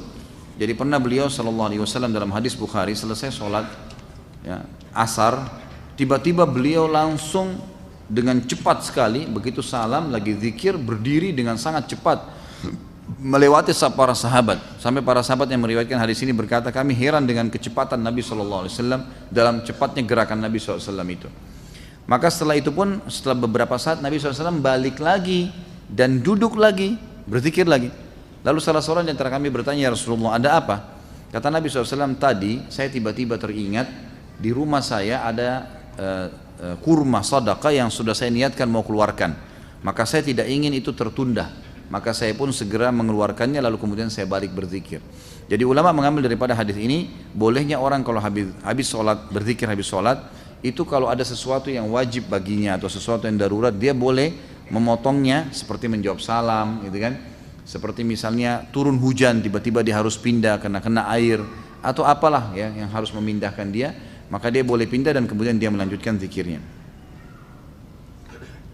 Bagaimana Anda menyikapi setiap akan sholat pasti ingin sekali buang angin? Apa Anda harus diruqyah? Gimana kira-kira? Ruqyah boleh, silahkan ruqyah. Mungkin waswas syaitan, itu waswas syaitan ya, harus dilawan. Dan cara yang efektif adalah jangan biasakan buang angin. Memang betul. Jadi orang yang biasa tidak bisa tahan buang angin itu karena beranjak dari apa? Kebiasaan dia.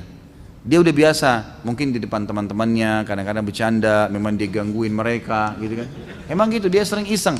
Nah, akhirnya sudah terbiasa, gitu kan. Jadi itu menjadi hal yang selalu kayak orang yang terbiasa, ngupil, orang yang biasa korek kuping, orang. Jadi, karena dia jadikan kebiasaan, jadi terbiasa, sama dengan itu. Kalau orang yang tidak membiasakan dirinya untuk ngeluarin angin, insya Allah tidak keluarin angin kecuali pada waktu memang dibutuhkan, kan gitu. Jadi memang ini harus diubah dari cara itu dulu, pola itu. Dan ini subhanallah juga tidak baik ya, sebaiknya memang ditinggalkan. Jadi ini insya Allah dengan cara antum terapi diri supaya jangan sampai sering mengeluarkan angin, terutama dengan mengolok-olok gitu kan, ada bercanda, termasuk juga di depan pasangan misalnya. Lebih baik kita menjaga itulah, kecuali darurat sekali ya, kecuali darurat. Kalau ruqyah saya sarankan silakan ruqyah, bisa jadi was-was juga syaitan, bisa terjadi. Semoga Allah senantiasa memberkahi Ustaz Khalid beserta keluarga dan kita semua yang hadir di majelis ilmu ini. Amin. Mudah-mudahan jazakallah khair atas doanya. Sholat sunnah afdalnya dikerjakan di rumah. Saya biasa mengerjakan sholat sunnatul fajr di rumah. Namun masjid di tempat saya jarak antara azan dan iqamah hanya sebentar. Saya terkadang ketinggalan takbiratul ihram bersama imam, tapi tetap dapat rakaat pertama. Sebaiknya saya sholat sunnah di rumah atau di masjid? Di masjid, gitu kan? Di masjid. Jangan antum kejar ikan teri, ikan paus lewat ini. Mana?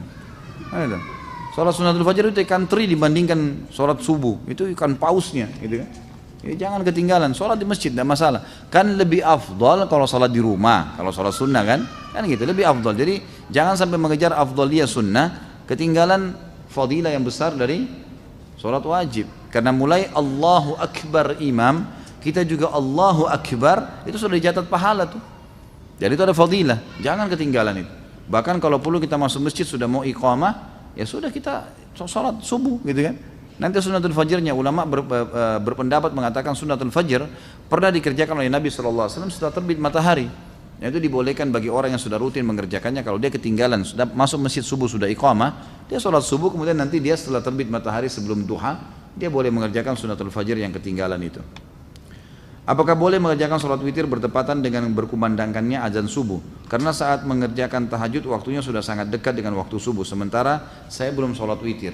Pertama sekali saya sarankan, antum sholat witir seperti sekarang nih, ba'da isya, gitu kan? Itu lebih baik. Nah, itu lebih baik. Dan nanti kecuali kalau antum memang sudah terbiasa bangun jam 2, setengah 3, masih panjang jeda waktu menjelang subuh, itu baru. Kalau enggak, saran saya jangan tinggalkan witir sebelum tidur. Nah, baik sebelum tidur atau habis dia isya langsung sholat witir. Itu sudah disepakati oleh para ulama berangkat daripada hadis Bukhari, di mana sahabat-sahabat menyampaikan diantaranya ya Abu Hurairah anhu yang mengatakan, saya diwasiatkan kepada saya 3 hal yang saya tidak pernah tinggalkan selama hidup saya: puasa 3 hari setiap bulan, 2 rakaat sholat duha, dan saya tidak pernah tidur kecuali saya sudah witir. Agar antum tidak mengejar di malam hari kecuali sholat tahajud, gitu kan? Pertanyaan tadi, bolehkah sholat witir sementara azan dikumandangkan? Boleh jawabannya. Hadis Bukhari menjelaskan masalah itu. Bahwasanya Nabi SAW mengatakan, kalau kalian dengarkan azan, segeralah berwitir. Segeralah berwitir. Artinya masih boleh kan? Bahkan ada pendapat ulama mengatakan, kalau jeda antara azan dan iqamah subuh masih panjang, seperti Masjid Haram misalnya, 20 menit, 25 menit baru iqamah. Sementara antum sudah terbiasa kerjakan sholat tahajud dan itu kebablasan sampai azan subuh baru bangun, boleh mengerjakannya antara azan iqamah subuh, karena itu bukan waktu yang dilarang untuk sholat. Kalau sudah iqamah subuh waktu dilarang sholat, nggak boleh. Berarti di sini pendapat ulama mengatakan masih boleh mengerjakan sunnah-sunnah antara azan dan iqamah subuh, gitu kan? Jadi ini termasuk ya, yang bisa diambil pelajaran dari situ tadi. Apakah pahala sholat jamaah di masjid sama besar dengan jika kita sholat jamaah semisal di rumah atau di tempat lain? Tentu berbeda. Tentu berbeda. Fadilah ke masjid ada sendiri. Kalau di tempat lain tidak ada fadilah melangkah ke masjid. Ya, kata Nabi SAW, setiap kali orang melangkah, maukah saya tunjukkan kalian amal yang paling banyak menggugurkan dosa dan meninggikan derajat? Kata para sahabat, tentu ya Rasulullah. Kata Nabi SAW, berwudu di waktu-waktu genting, di waktu-waktu yang malas kita wudhu, seperti mau tidur, gitu kan? Habis berhubungan biologis, mau tidur atau mau mengulanginya dianjurkan wudhu dulu, atau di musim dingin, gitu kan? Atau menjaga wudhu, batal wudhu lagi. Ini justru pahalanya besar nih. Dan banyaknya langkah kaki menuju ke masjid, gitu kan? Berarti melangkah kaki saya sudah ada pahala. Hadis yang lain juga riwayat Bukhari Muslim, kata Nabi SAW, setiap kali orang melangkah ke masjid, 1 langkah mengampuni dosa, 1 langkah mengangkat derajatnya. Ini nggak ada di tempat lain. Harusnya di masjid, gitu kan? Kemudian ada hadis yang berbunyi, siapapun yang pergi ke masjid sholat, setiap berjamaah di waktu sholat wajib ya, maka setiap kali ke masjid dapat 1 istana di surga, setiap pulang 1 istana di surga. Ini nggak ada di tempat lain, gitu kan? Tinggal tentang masalah jamaahnya, 25 kali lipat dapat pahala, itu sama. Itu sama, karena hadis Nabi SAW menjelaskan sholat berjamaah sama saja mendapatkan pahala 25 kali lipat itu, dan diangkat 27 derajat. Allahu a'lam. Kapan waktu yang paling utama untuk sholat sunnatul fajr? Antara azan dan iqamah subuh. Antara azan dan iqamah subuh ya. Apakah ada bacaan atau doa yang diajarkan oleh Rasulullah SAW pada saat berwudu, seperti doa ketika membasuh muka, tangan dan lainnya? Yang saya tahu doa yang dibaca adalah pada saat mau mulai wudu, itu hadis Bukhari, membaca bismillah pada saat mau memulainya, gitu kan? Bahkan Syekh Jibril mewajibkan masalah itu, mengatakan harusnya seseorang membaca bismillah. Beranjak daripada hadis, janganlah seseorang kalian bersuci kecuali sudah memulainya dengan basmalah, gitu kan? Kemudian nanti selesai wudu baru membaca 2 kalimat syahadat, beranjak daripada hadis Bukhari yang berbunyi, siapa yang selesai wudu kemudian dia membaca asyhadu an la ilaha illallah wahdahu la syarikalah wa asyhadu anna muhammadan abduhu wa rasuluh, ini hadis Bukhari Muslim, maka Allah akan membukakan baginya 8 pintu surga, dia bisa minta yang mana dia mau masuki, gitu kan? Begitu pula ada hadis yang lain riwayat Tirmidzi menambahkan, ditambah doa Allahumma ja'alni minat tawwabin wa ja'alni minal mutatahhirin, ya Allah jadikanlah aku orang yang selalu bertaubat dan juga orang yang selalu bersuci, gitu kan? Jadi dari hadis ini yang kita tahu ada doa di awal, ada doa di akhir. Kalau di pertengahan, Allah alam saya tidak pernah dapatkan riwayatnya secara pribadi ya, saya pribadi. Jadi kalau anda mendapatkan riwayatnya silahkan anda amalkan, tapi saya pribadi belum pernah menemukan kecuali di awal dan akhir saja.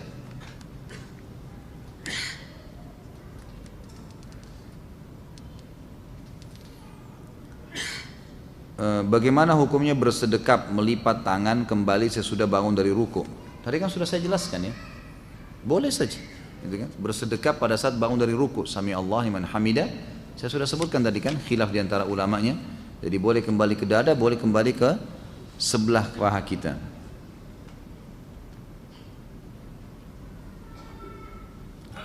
Apakah seseorang yang telah mencapai dosa kufur, lalu tiba-tiba dia bertobat atas hidayah Allah, kemudian dia mengerjakan sholat tapi belum mengulangi syahadat, apakah sholatnya sah dan diterima oleh Allah Subhanahu Wa Taala? Nggak bisa. Kufur itu syaratnya untuk kembali ke Islam harus syahadat. Jadi dia kalau sholat dianggap orang kafir sedang sholat, nggak diterima sama Allah. Harus syahadat. Gimana caranya? Itu syaratnya, karena dia sudah kufur. Saya pernah mendengar jamak suri. Apakah sholat dengan menjamak suri ini diperbolehkan? Apa ini jamak suri ini? Hah? Siapa yang bertanya nih? Saya nggak tahu nih apa jamak suri. Ada mati suri, ada jamak suri, ini macam-macam. Nanti ada nikah suri juga. Wah, begitu nikah semangat ya. Saya nggak tahu, maaf. Ya, saya minta maaf, saya nggak tahu nih maksud jamak suri itu apa. Apakah ada hukum had untuk orang yang meninggalkan sholat? Ada, jelas. Kalau dia meninggalkan secara malas, hukumnya had, dihukum. Dan Imam Syafi'i mengatakan tergantung pemerintahnya setempat. Boleh memenjarahnya, boleh mencambuknya, gitu kan. Tapi yang jelas harus ditakzir. Takzir itu dihukum dengan berat. Dan tidak boleh dibiarkan ada di lingkungan kaum muslimin orang yang tidak sholat. Wajib terutama ya. Jadi tidak boleh sama sekali. Apakah zikir setelah sholat boleh dikerjakan sambil berjalan keluar masjid karena ada keperluan? Boleh saja, nggak ada masalah. Tapi antum kehilangan ya, doa malaikat, karena hadis Nabi SAW, siapa yang habis selesai sholat tidak berdiri dari musallahnya, tidak berbicara dengan orang di sebelahnya, tidak membatalkan wudhunya, sambil berzikir dia lagi duduk di situ, gitu kan? Dan ini saya sering sarankan para ikhwah yang hadir di pengajian saya, agar jangan pindah tempat pun. Mundur ke belakang pun jangan, biarin di tempat situ saja, zikir dulu. Karena pekah sekali hadis ini ya. Siapa yang tidak pindah dari musallahnya, ya, tidak berdiri dari musallahnya, siapa yang tidak membatalkan wudhu dan tidak berbicara dengan orang di sebelahnya, maka malaikat di atas kepalanya mendoakan, ya Allah ampuni dia, ya Allah rahmati dia, sampai dia melanggar 3 hal tadi. Ini kehilangan. Makanya para ulama mengatakan biasanya syaitan menghiasi ya, atau mengingatkan macam-macam pekerjaan kita sehingga kita terlewatkan dari doa malaikat ini. Maka jangan disia-siakan.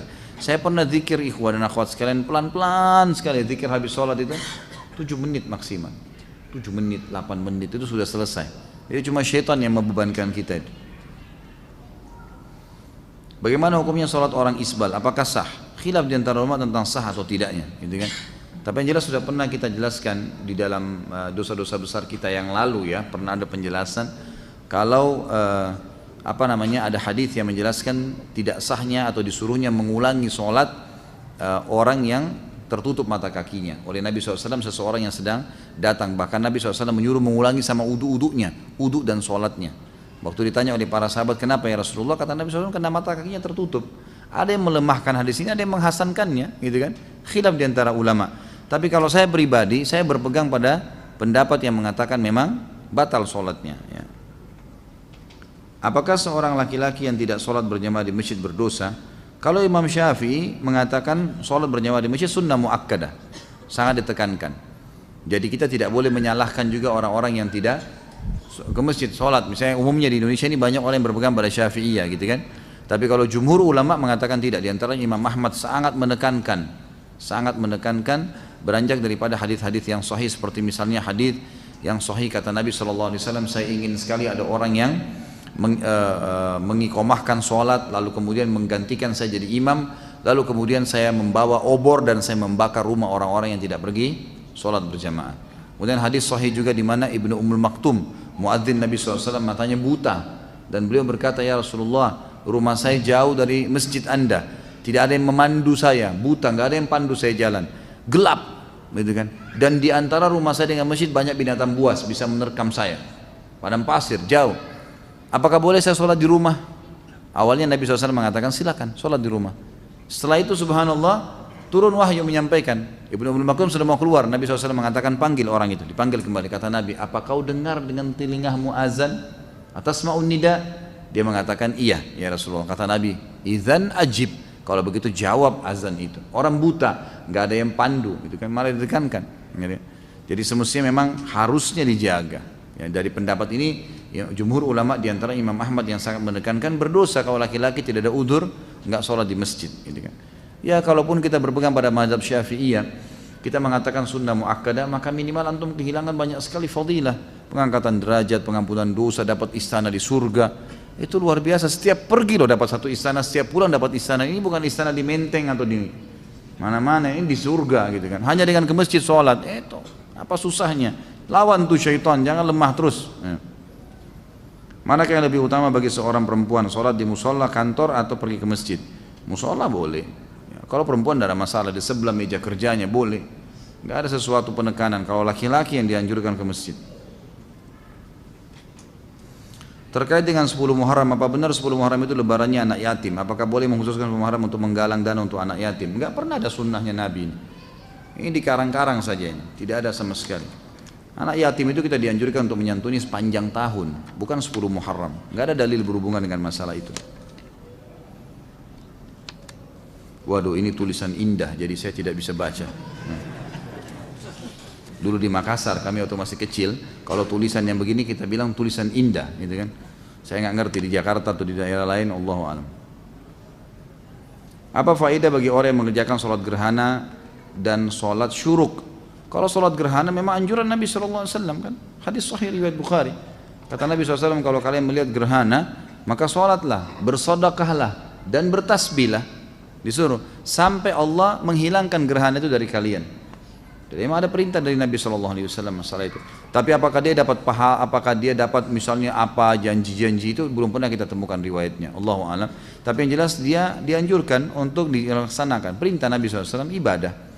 Kalau sholat syuruk hadis Nabi SAW, siapa yang sholat berjamaah di masjid, hadis sahih riwayat Hakim, siapa yang sholat berjamaah di masjid, ya kemudian dia duduk berzikir sampai terbit matahari, kemudian dia sholat 2 rakaat setelah itu, ya, maka dia sama dengan pahala haji dan umroh sempurna, gitu kan? Ini dikatakan oleh para ulama sholat syuruk. Di perusahaan saya sistem untuk sholat bergantian, sistem untuk sholat bergantian, tapi niat saya ingin sholat berjamaah tepat waktu. Apakah saya berdosa karena tidak sholat tepat waktu? Tidak dikatakan berdosa sebenarnya, karena masih ada pendapat ulama yang seperti tadi Imam Syafi'i mengatakan sunnah muakkadah. Saya tidak bisa mengatakan berdosa gitu kan, tapi dia kehilangan fadilah yang sangat banyak. Jadi kalau bilang pun, misal pun kita bisa mengambil awal waktu lebih baik. Kita pamit sama teman-teman misalnya kita dahulu gitu kan. Dan itu sholat juga tidak akan mengambil waktu lama. Saya juga sarankan begini, perlu difahamin ya. Terikat dengan jam kerja kantor, ya, itu wajib hukumnya karena antum mengikuti syarat. Kata Nabi SAW, al-mu'minuna ala syurutihim, al-mu'minuna ala syurutihim. Orang mukmin harus patuh dengan syarat yang disepakati. Misal, waktu istirahat jam 12 sampai jam 1. Azan setengah 1, gitu kan? Antum mulai masuk masjid sholat. Ternyata harus kembali sebelum jam 1, misal 5 menit sebelum jam 1 ada absen lagi, misal contoh. Antum baru selesai sholat wajib, belum sempat sholat ba'diyah duhur, itu sudah jam 1 kurang 5 menit. Kalau sholat terlambat nih, balik kerja, maka jangan sholat sunnah ba'diyah. Karena mentaati peraturan wajib. Sementara sholat sunnah itu sunnah, gitu kan? Kecuali kita sudah balik ke kantor, ada waktu lowong, kita bisa buka sejadah dekat meja kerja kita lalu sholat, itu nggak ada masalah. Jadi harus pertemukan masalah itu ya. Jadi lakukan yang wajib saja. Pernah ada teman-teman yang di luar negeri bertanya kepada saya, Ustadz, saya kerja di luar negeri dan di luar negeri ini orang-orang non muslim, saya nggak bisa sholat, gitu kan? Dan seringkali meeting di waktu-waktu pas lagi sholat, gitu kan? Apa yang saya harus lakukan? Saya balik tanya begini. Saya bilang kalau seandainya anda lagi meeting kemudian, misal ini contoh, semoga Allah muliakan kita semua. Saya kasih contoh ini, contoh orang mau ke kamar mandi, kebelet buang air besar, kebelet buang air kecil, lagi meeting, diizinin nggak? Nah, ini di sini, diizinin nggak kalau kebelet kencing, kebelet buang air besar? Meeting penting nih, miliaran, diizinin nggak? Ya nggak bisa berpikir kan kalau mau kencing gitu kan? Nggak mungkin, pasti diizinin ke belakang. Ya sudah, kita izinnya memberikan isyarat memang mau ke kamar mandi, betul kamar mandi kan? Ke kamar mandi, dan orang saya bilang lagi kalau masuk kamar mandi lagi kebelet pamit, lagi meeting. Kalau kita butuh waktu 10-15 menit diizinin nggak? Nggak mungkin kan tengah-tengah digedor-gedor, ayo cepat gitu kan? Nggak mungkin, orang lagi buang air besar gimana? Dia harus selesaikan hajat, kalau enggak sakit perut. Maka berarti bisa dipakai itu untuk sholat tuh. Ini kalau darurat ya, sebab ada beberapa teman-teman yang pernah bertanya kalau salah dari Jepang, dari negara-negara yang memang tidak bisa mereka sholat, maka tidak ada juga musola. Bagaimana inisiatifnya? Ya saya sebagai dai harus bisa memberikan solusi nih. Kalau dia mau disuruh pulang, dia sudah terikat akad kerja di sana.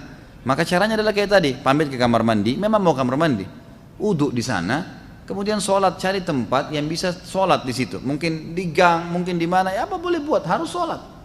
Sholat dah, sholat wajib 5 menit, 10 menit maksimal, udah kembali lagi. Tapi nggak usah dibeberkan, saya mau sholat ya pamit. Kemudian berantem kalau tidak disuruh sholat, susah. Anda sudah akad dengan orang kafir, gimana, nggak bisa gitu kan. Jadi ini namanya hiyal syari'iyah. Harus kita mencari solusi secara syar'i yang memang kita tidak kehilangan pekerjaan dan juga tidak kehilangan ibadah itu. Apakah seorang muslim yang sebelumnya tidak rajin sholat bolong-bolong termasuk kafir? Apakah ia harus syahadat ulang dilihat dan dilihat oleh saksi maksudnya? Enggak tentu. Kalau dia jahdan ya, kalau dia bangkang, enggak ada sholat, enggak ada hukum sholat itu. Saya enggak mau yakin. Maka itu baru kufur, dia syahadat. Tapi kalau dia cuma malas-malas, enggak perlu. Taubat kepada Allah sudah, sekarang tinggal sholat. Mana yang lebih baik apabila ada udzur berjamaah tapi menunda sholat atau akhir waktu, sendiri tapi di awal waktu? Tentu saja di awal waktu, walaupun sendiri. Tentu saja di awal waktu. Masya Allah, ini belum saya baca ini. Hah? Jam berapa kita mau selesai? Masya Allah. Ini selama 2 tahun, 1 tahun ini nggak selesai pertanyaannya. Hah? Kok kayak balas dendam kalau ketemu saya nih?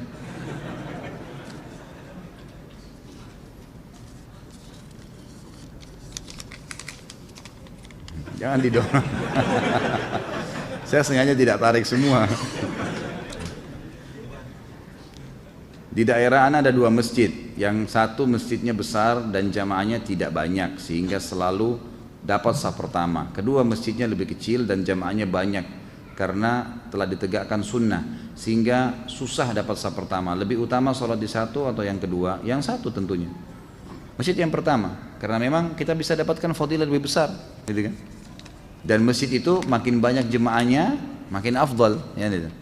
Makin afdal, makin besar fadilahnya.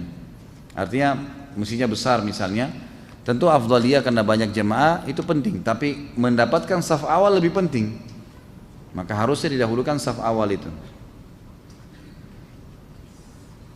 Ustaz, mohon penjelasan dan tuntunan sesuai sunnah. Apabila ada sholat wajib terlewatkan karena kelalaian, apakah seseorang yang meninggalkan sholat pada waktu yang ditentukan masih dapat mengerjakan sholat yang tertinggal itu di waktu sholat yang selanjutnya? Kalau dia lalai di sini dalam arti kata lupa, itu boleh dikerjain. Misal pas kita lagi sibuk, tersibukkan, semoga saja tidak terjadi ya. Ada orang tersibukkan dengan urusan dunianya, kemudian azan asar baru dia sadar, oh ternyata saya belum sholat duhur nih, gitu kan.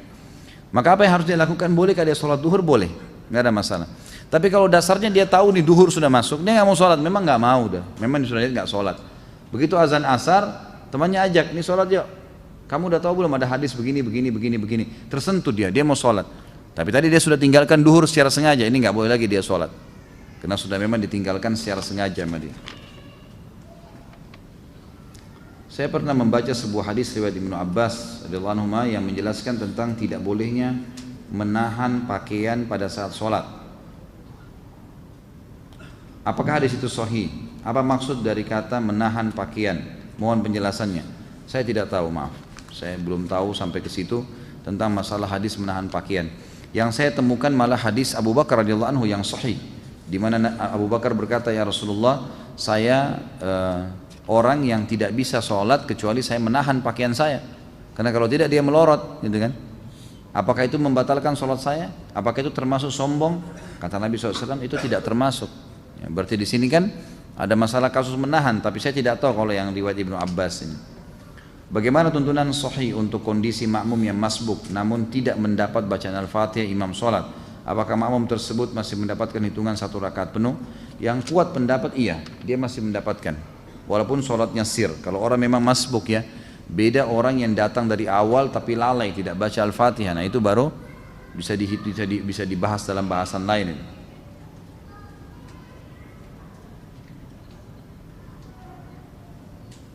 Setelah berhubungan suami istri, apakah boleh sholat wajib hanya dengan wudhu tanpa junub, tanpa mandi? Nggak boleh lah. Ini iseng aja bertanya. Wajib mandi junub ya akhi. Atau mungkin yang nanya masih bujang kali ini. Belum punya pengalaman ya. Belajar dari Pak Yoyo ya. Kalau kita sholat berjamaah tapi kita ketinggalan sehingga bacaan Al-Fatihah tidak sampai selesai karena imam bacaan cepat, begitu juga sholat duhur, asar bacaan Al-Fatihah tidak selesai, apakah sholat kami sah? Sah insya Allah. Yang penting tadi kan sudah saya jelaskan ini. Yang saya sudah jelaskan jangan ditanya lagi. Makanya pada saat taklim tadi jangan menghayal gitu ya. Jangan terulang-ulang nih. Jika kita terjebak macet di jalan, tidak bisa melaksanakan sholat asar, apakah boleh dijamak sama maghrib? Jika sholat maghrib juga ketinggalan, boleh lakukan di saat sholat isya. Tata caranya bagaimana? Yang pertama, sholat jamak itu hanya boleh dijamak antara duhur sama asar, tidak boleh yang lain. Maghrib sama isya, tidak boleh yang lain. Jadi nggak boleh asar sama maghrib, nggak bisa. Isya sama subuh nggak bisa, gitu kan? Subuh sama duhur nggak bisa. Memang duhur sama asar saja, maghrib sama isya saja. Itu kalaupun dijamak, gitu kan? Masalah kasus orang kena macet, maka hukumnya khilaf di antara ulama, apa yang harus dia lakukan? Yang terbaik adalah dia berhenti dia sholat di dekat situ, dimanapun, gitu kan, di jalan. Kayak kalau di jalan tol ada jalan alternatif di samping, dia bisa mampir di situ, dia sholat. Atau saya pernah mampir sholat di tempatnya teman-teman yang terima bayaran tol itu, gitu kan. Saya tanya dia, ternyata mereka sholatnya itu ada ruangan di situ. Kadang-kadang malah ada tangga ke bawah, gitu kan, ada musola di bawah itu. Maka bisa kita mampir sholat. Jadi kita bisa mampirkan mobil lalu sholat di situ. Itu yang paling baik. Atau bawa sejadah di mobil disiapin gitu kan. Itu boleh. Ada sebagian ulama yang menarik bolehnya sholat di mobil kalau dalam keadaan darurat sekali. Sama hukumnya dengan orang sholat di pesawat, di kereta api. Kalau emang kita terjebak di satu tempat, lagi ada peperangan, lagi ada macet total, emang nggak bisa ditinggalin mobil, orang jalan-jalan sedikit-sedikit, ini nggak bisa. Maka daripada kehilangan waktu, lebih baik dia sholat sambil duduk. Tapi ini tidak diprioritaskan. Prioritaskan adalah mampir. Ya, itu. Apakah ada riwayat sholat saat Nabi SAW mengimami para nabi? Itu disebutkan oleh para ulama berhubungan dengan masalah kasus Isra Mi'raj ya. Bisa kembali lebih jauh ke ceramah saya sebutkan riwayatnya di ceramah tentang Isra Mi'raj itu. Apakah Nabi SAW pernah melakukan sholat tasbih? Kalau pernah, bagaimana tata cara dan bacaan sholat tasbih Nabi SAW? Kalau Nabi sendiri pernah kerjakan, Allahu a'lam, tidak ada riwayat masalah itu. Tapi umumnya semua yang disebutkan oleh Nabi SAW, kata ulama disepakati pastinya Nabi SAW sudah mengaplikasikan terlebih dahulu. Karena Allah sudah menjelaskan dalam Al-Quran, kabura maqtan indallah an taqulu ma la taf'alun. Sungguh berat di sisi Allah kalau kalian mengucapkan tidak mengamalkannya. Sementara Nabi SAW adalah panutan, pasti beliau sudah amalkan. Tapi hadis tentang sholat tasbih dihasankan oleh para ulama dan boleh dilakukan. Itu beranjak daripada perkataan Nabi kepada pamannya Abbas radhiyallahu anhu. Nabi SAW mengatakan, wahai paman, kalau kau diluangkan waktu oleh Allah, kerjakanlah setiap hari sekali. Kalau kau tidak bisa maka sepekan sekali. Kalau kau tidak bisa maka sebulan sekali. Kalau kau tidak bisa setahun sekali. Kalau kau tidak bisa kerjakanlah sekali seumur hidupmu. Maka kerjakanlah 2 rakaat sholat. Ada riwayatnya mengatakan 4 rakaat sholat. Di setiap sholat begitu kamu takbir paman, ucapkanlah subhanallah alhamdulillah wa la ilaha illallah wallahu akbar sebanyak 15 kali. Kemudian bacalah setelah itu iftitah, baca Al-Fatihah, baca surah. Kemudian pada saat ruku, sebelum baca 2 ruku membaca 10 kali tasbih tadi. Kemudian 2 ruku, kemudian bangun dari ruku, sami Allahu liman hamidah, i'tidal, baca dulu tasbih 10 kali, kemudian baru baca 2 i'tidal. Sujud juga begitu. Pada saat sujud maka baca dulu 10 kali, baru kemudian baca 2 sujud. Duduk di antara 2 sujud, baca 10 kali lagi tasbih, kemudian baru membaca doa di antara 2 sujud, lalu sujud, baca lagi tasbih 10 kali, kemudian baca 2 sujud, lalu kemudian sebelum berdiri ke rakaat kedua, duduk dulu baca 10 kali. Jadi kurang lebih ada 75 kali bacaan dalam satu kali atau satu rakaat. Selebihnya seperti sholat biasa. Saat kita masbuk sholat id 1 rakaat, saat menyempurnakan rakaat berikutnya, berapa kali takbir yang harus kita lakukan? Ikuti rakaat yang sedang Anda ada. Jadi misal kita masbuk nih, sholat id, dia sudah rakaat kedua imamnya, kita ikut. Tadinya dia takbir imamnya 5 kali, gitu kan? Karena dia rakaat kedua, kita kan ikut imam juga takbir 5 kali, kita nggak mungkin takbir 7 kali. Rakaat kedua kita juga takbir 5 kali, sama saja, karena kita mengikuti imam di rakaat pertama tadi, dia sudah ke rakaat kedua, seperti kita kalau lagi sholat, umumnya sholat lain, kita ikut imam sudah rakaat ketiga misalnya, di sholat maghrib, imam kan tahiyat pertama, tahiyat terakhir kan, kita juga harus tahiyat kan gitu. Di rakaat kedua setelah imam salam, kita rakaat kedua harus tahiyat juga kan gitu. Seperti itu caranya. Jadi tetap mengikuti kondisi imam. Bolehkah bermakmum dengan imam yang isbal? Sudah tadi ya. Apa hukumnya jika sudah terlanjur sholat? Dan apa saran Ustadz ketika, oh ini sudah masalah isbal tadi ya. Baik.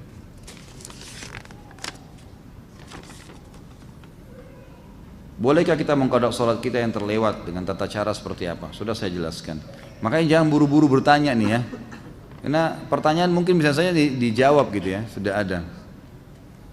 Bagaimana cara mengqadha sholat yang sudah banyak kita tinggalkan? Nggak ada qadha sholat, nggak ada qadha sholat.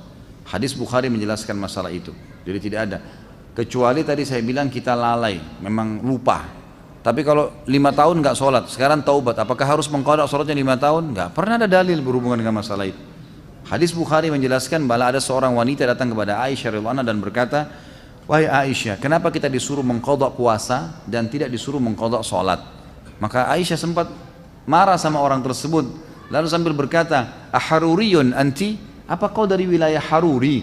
Haruri ini wilayah di Irak, sebuah wilayah di Irak dipenuhi dengan kaum Khawarij. Khawarij ini suka menghakimi sesuatu secara zahir.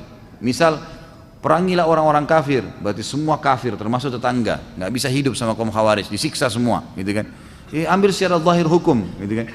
Jadi seperti itu. Maka mereka juga mengatakan orang kalau taubat pernah 50 tahun tidak sholat harus qadha 50 tahun tuh. Gitu kan? Maka kata perempuan tersebut, saya bukan dari Hawari, tapi saya mau tanya. Kata Aisyah radhiyallahu anha, begitulah Nabi SAW memerintahkan kami disuruh mengqadha puasa dan tidak mengqadha sholat. Artinya tidak ada qadha sholat memang bagi orang yang memang lalai sebelumnya. Bolehkah menggabungkan 2 niat sholat sunnah ibadah sunnah lain dengan cukup melakukan 1 kali saja? Contoh sholat sunnah di masjid digabung dengan sholat qabliyah. Saya pernah tanya ini kepada Syekh Abu Bakar Jazair rahimahullah di Masjid Nabawi, dan saya pernah tanyakan juga kepada beberapa ulama yang lain. Maka jawabannya dibolehkan kalau sunnah sama sunnah.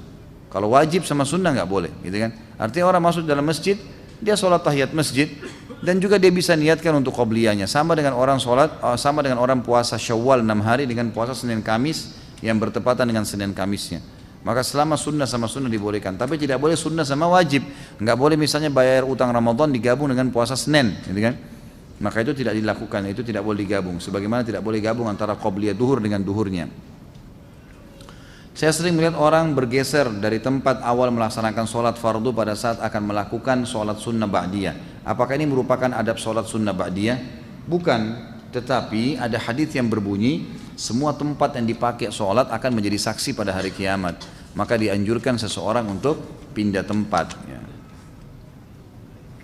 Di kantor Anas setelah saya sholat duhur ada ustadz yang tidak zikir tapi langsung berdiri kultum, isinya mengajak jamaah zikir-zikir bid'ah. Apa ini? Dikit-dikit bid'ah, jangan dengerin, jalanin saja selama ini menurut anda baik. Memangnya yang menentukan amalan diterima itu kalian. Kalau dikit-dikit bid'ah kita beribadah semakin terkekang. Bagaimana menyikapi ustadz yang seperti ini? Sementara saya mau tegur, cuma ilmu saya masih dangkal dan malas berdebat. Bagaimana membedakan ustadz yang syar'i? Ya tentu saja, ini tidak ada istilah ustadz syar'i ya. Ini istilah baru ini. Baik, kalau anda tidak punya ilmu jangan didebatin, tetap aja berzikir, gitu kan? Tetap berzikir, tetap anda jalankan sunnah Nabi SAW, sudah cukup insya Allah. Kalau tadi ditanya bagaimana membedakan ustadz, sebenarnya ustadz itu kalau yang ustadz mengikuti sunnah Nabi tentu selalu punya dalil ya. Ini perkataan ini firman Allah dalam surah ini kata Nabi SAW, jadi tidak pernah dari dia. Tidak ada pendapat pribadi. Umumnya maaf, saya bukan mengatakan pengajian kita ini secara khusus, tapi di sini juga tadi anda dengar setiap kali sampaikan sesuatu bisa kita sampaikan ada dalilnya. Ini loh hadisnya, ini loh ayatnya, gitu kan? Jadi punya panduan, jadi bukan karangan-karangan dari kita sendiri. Bagaimana posisi tahiyat akhir untuk sholat 2 rakaat? Ini sudah kita jelaskan tadi.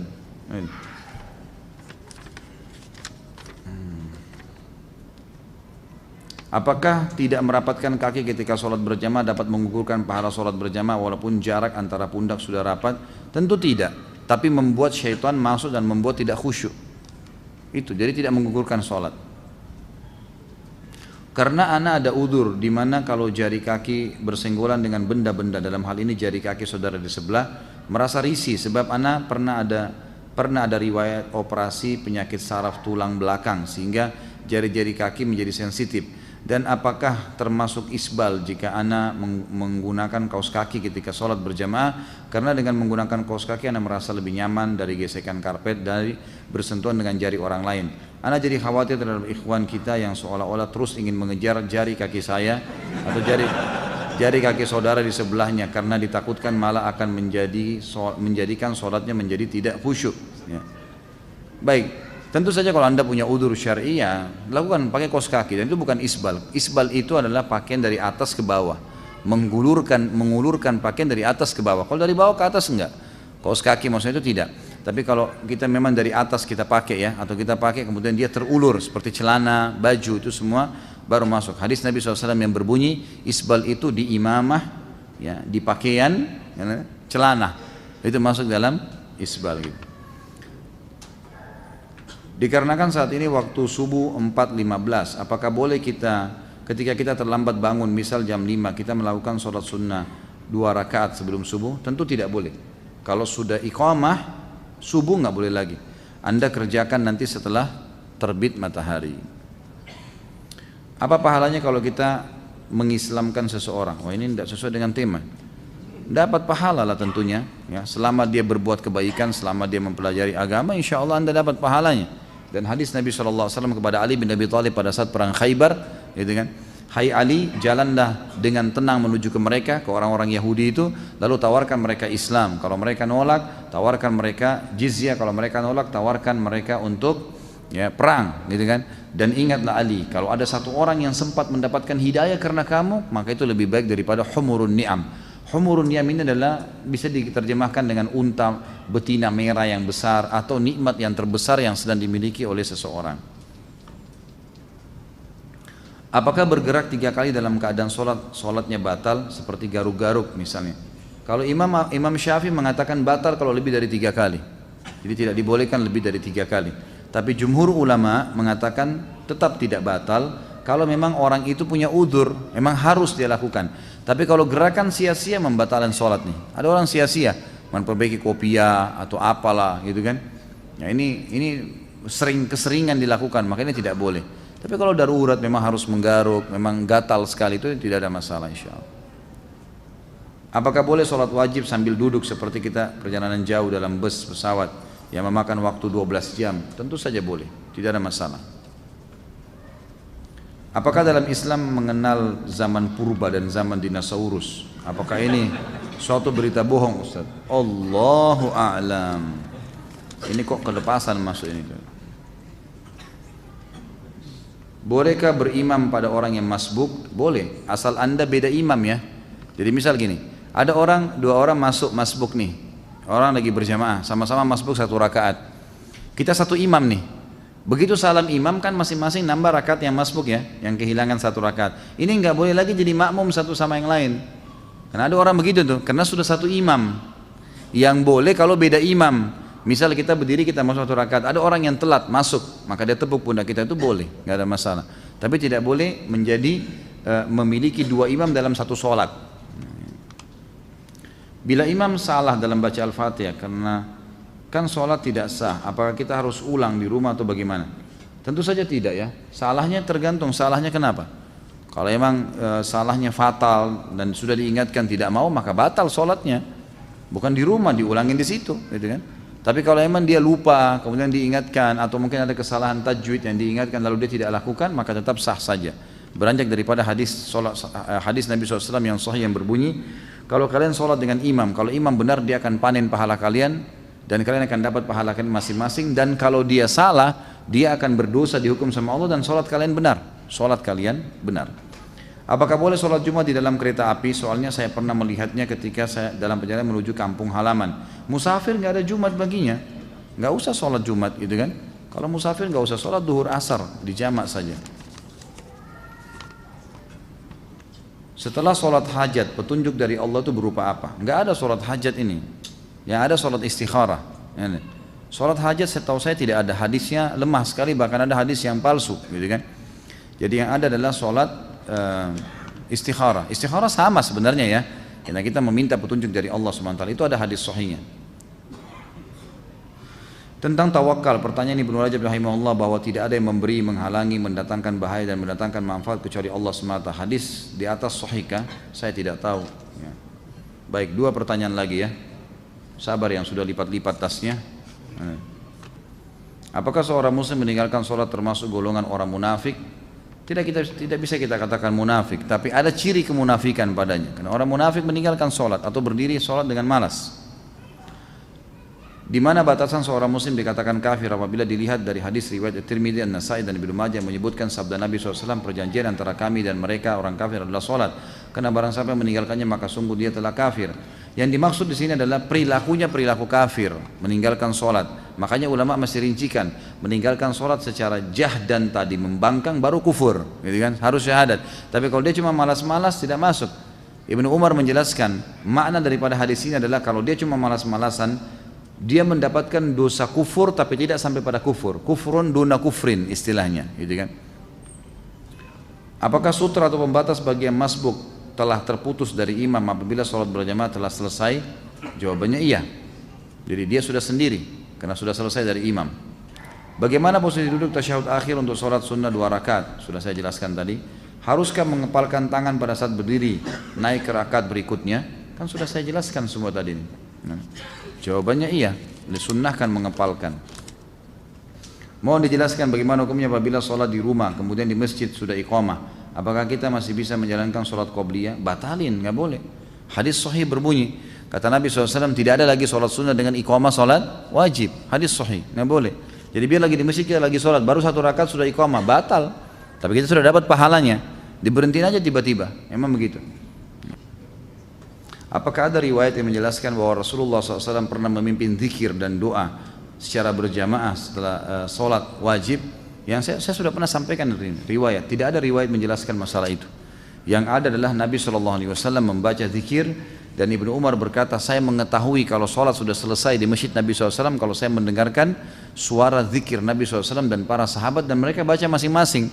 Jadi misal Nabi SAW baca ayat kursi, sahabat sana baca al-ikhlas, yang ini baca subhanallah. Jadi dibiarkan oleh Nabi SAW masing-masing. Tapi Nabi SAW tidak pernah memandu baca al-fat, al-kursi misalnya lalu semuanya harus ikut. Itu tidak pernah ada riwayat masalah itu. Apabila tidak, bagaimana sikap kita? Apa yang harus kita lakukan ketika di suatu masjid setelah sholat wajib imam memimpin zikir dan doa berjamaah? Jadi kita baca sendiri aja. Kita baca sendiri, kita jalankan sendiri. Jadi seperti itu, Allahu a'lam. Baik, karena sudah jam 9 lewat, kita tutup sampai di sini insyaallah. Sisa pertanyaan mudah-mudahan tidak ada halangan kita coba bahas lagi pada pertemuan akan datang, walaupun masih berhubungan dengan bab sholat ya. Maksudnya nanti mungkin pekan depan kemungkinan kita sudah pindah ke zakat. Dosa besar yang kelima masalah tidak membayar zakat. Tapi saya coba membaca beberapa pertanyaan berhubungan dengan sholat kalau memang ya belum dibahas pada malam ini. Mungkin begitu teman-teman sekalian, semoga semua orang yang sakit disembuhkan penyakitnya oleh Allah SWT, semua yang terlilit utang dilunasi utangnya, semua yang belum dapat hidayah dimudahkan untuk mendapatkan hidayah, semua yang sudah dapat hidayah dimudahkan untuk mengamalkan ilmu dan hidayah yang sudah datang dari Allah. Semua muslimin di Palestina, di Syria, di Yaman, di Irak, di Myanmar, dimanapun mereka berada dan sedang tertindas, Allah ikhlaskan niat mereka, Allah kokohkan telapak kaki mereka, Allah terima para syuhada mereka, serta Allah muliakan Islam di tangan mereka dan tangan kita semua, dan semoga Allah partisipasikan kita bersama mereka di pahala baik dengan doa, dengan harta dan juga dengan jiwa kita, dan semoga Allah menyatukan kita di surga firdausnya tanpa hisab, sebagaimana Ia satukan kita di majlis ilmu yang mulia ini. Kalau benar dari Allah, kalau salah dari saya mohon dimaafkan. Subhanakallahumma bihamdika asyhadu an la ilaha illa anta astaghfiruka wa atubu ilaik. Wassalamualaikum warahmatullahi wabarakatuh.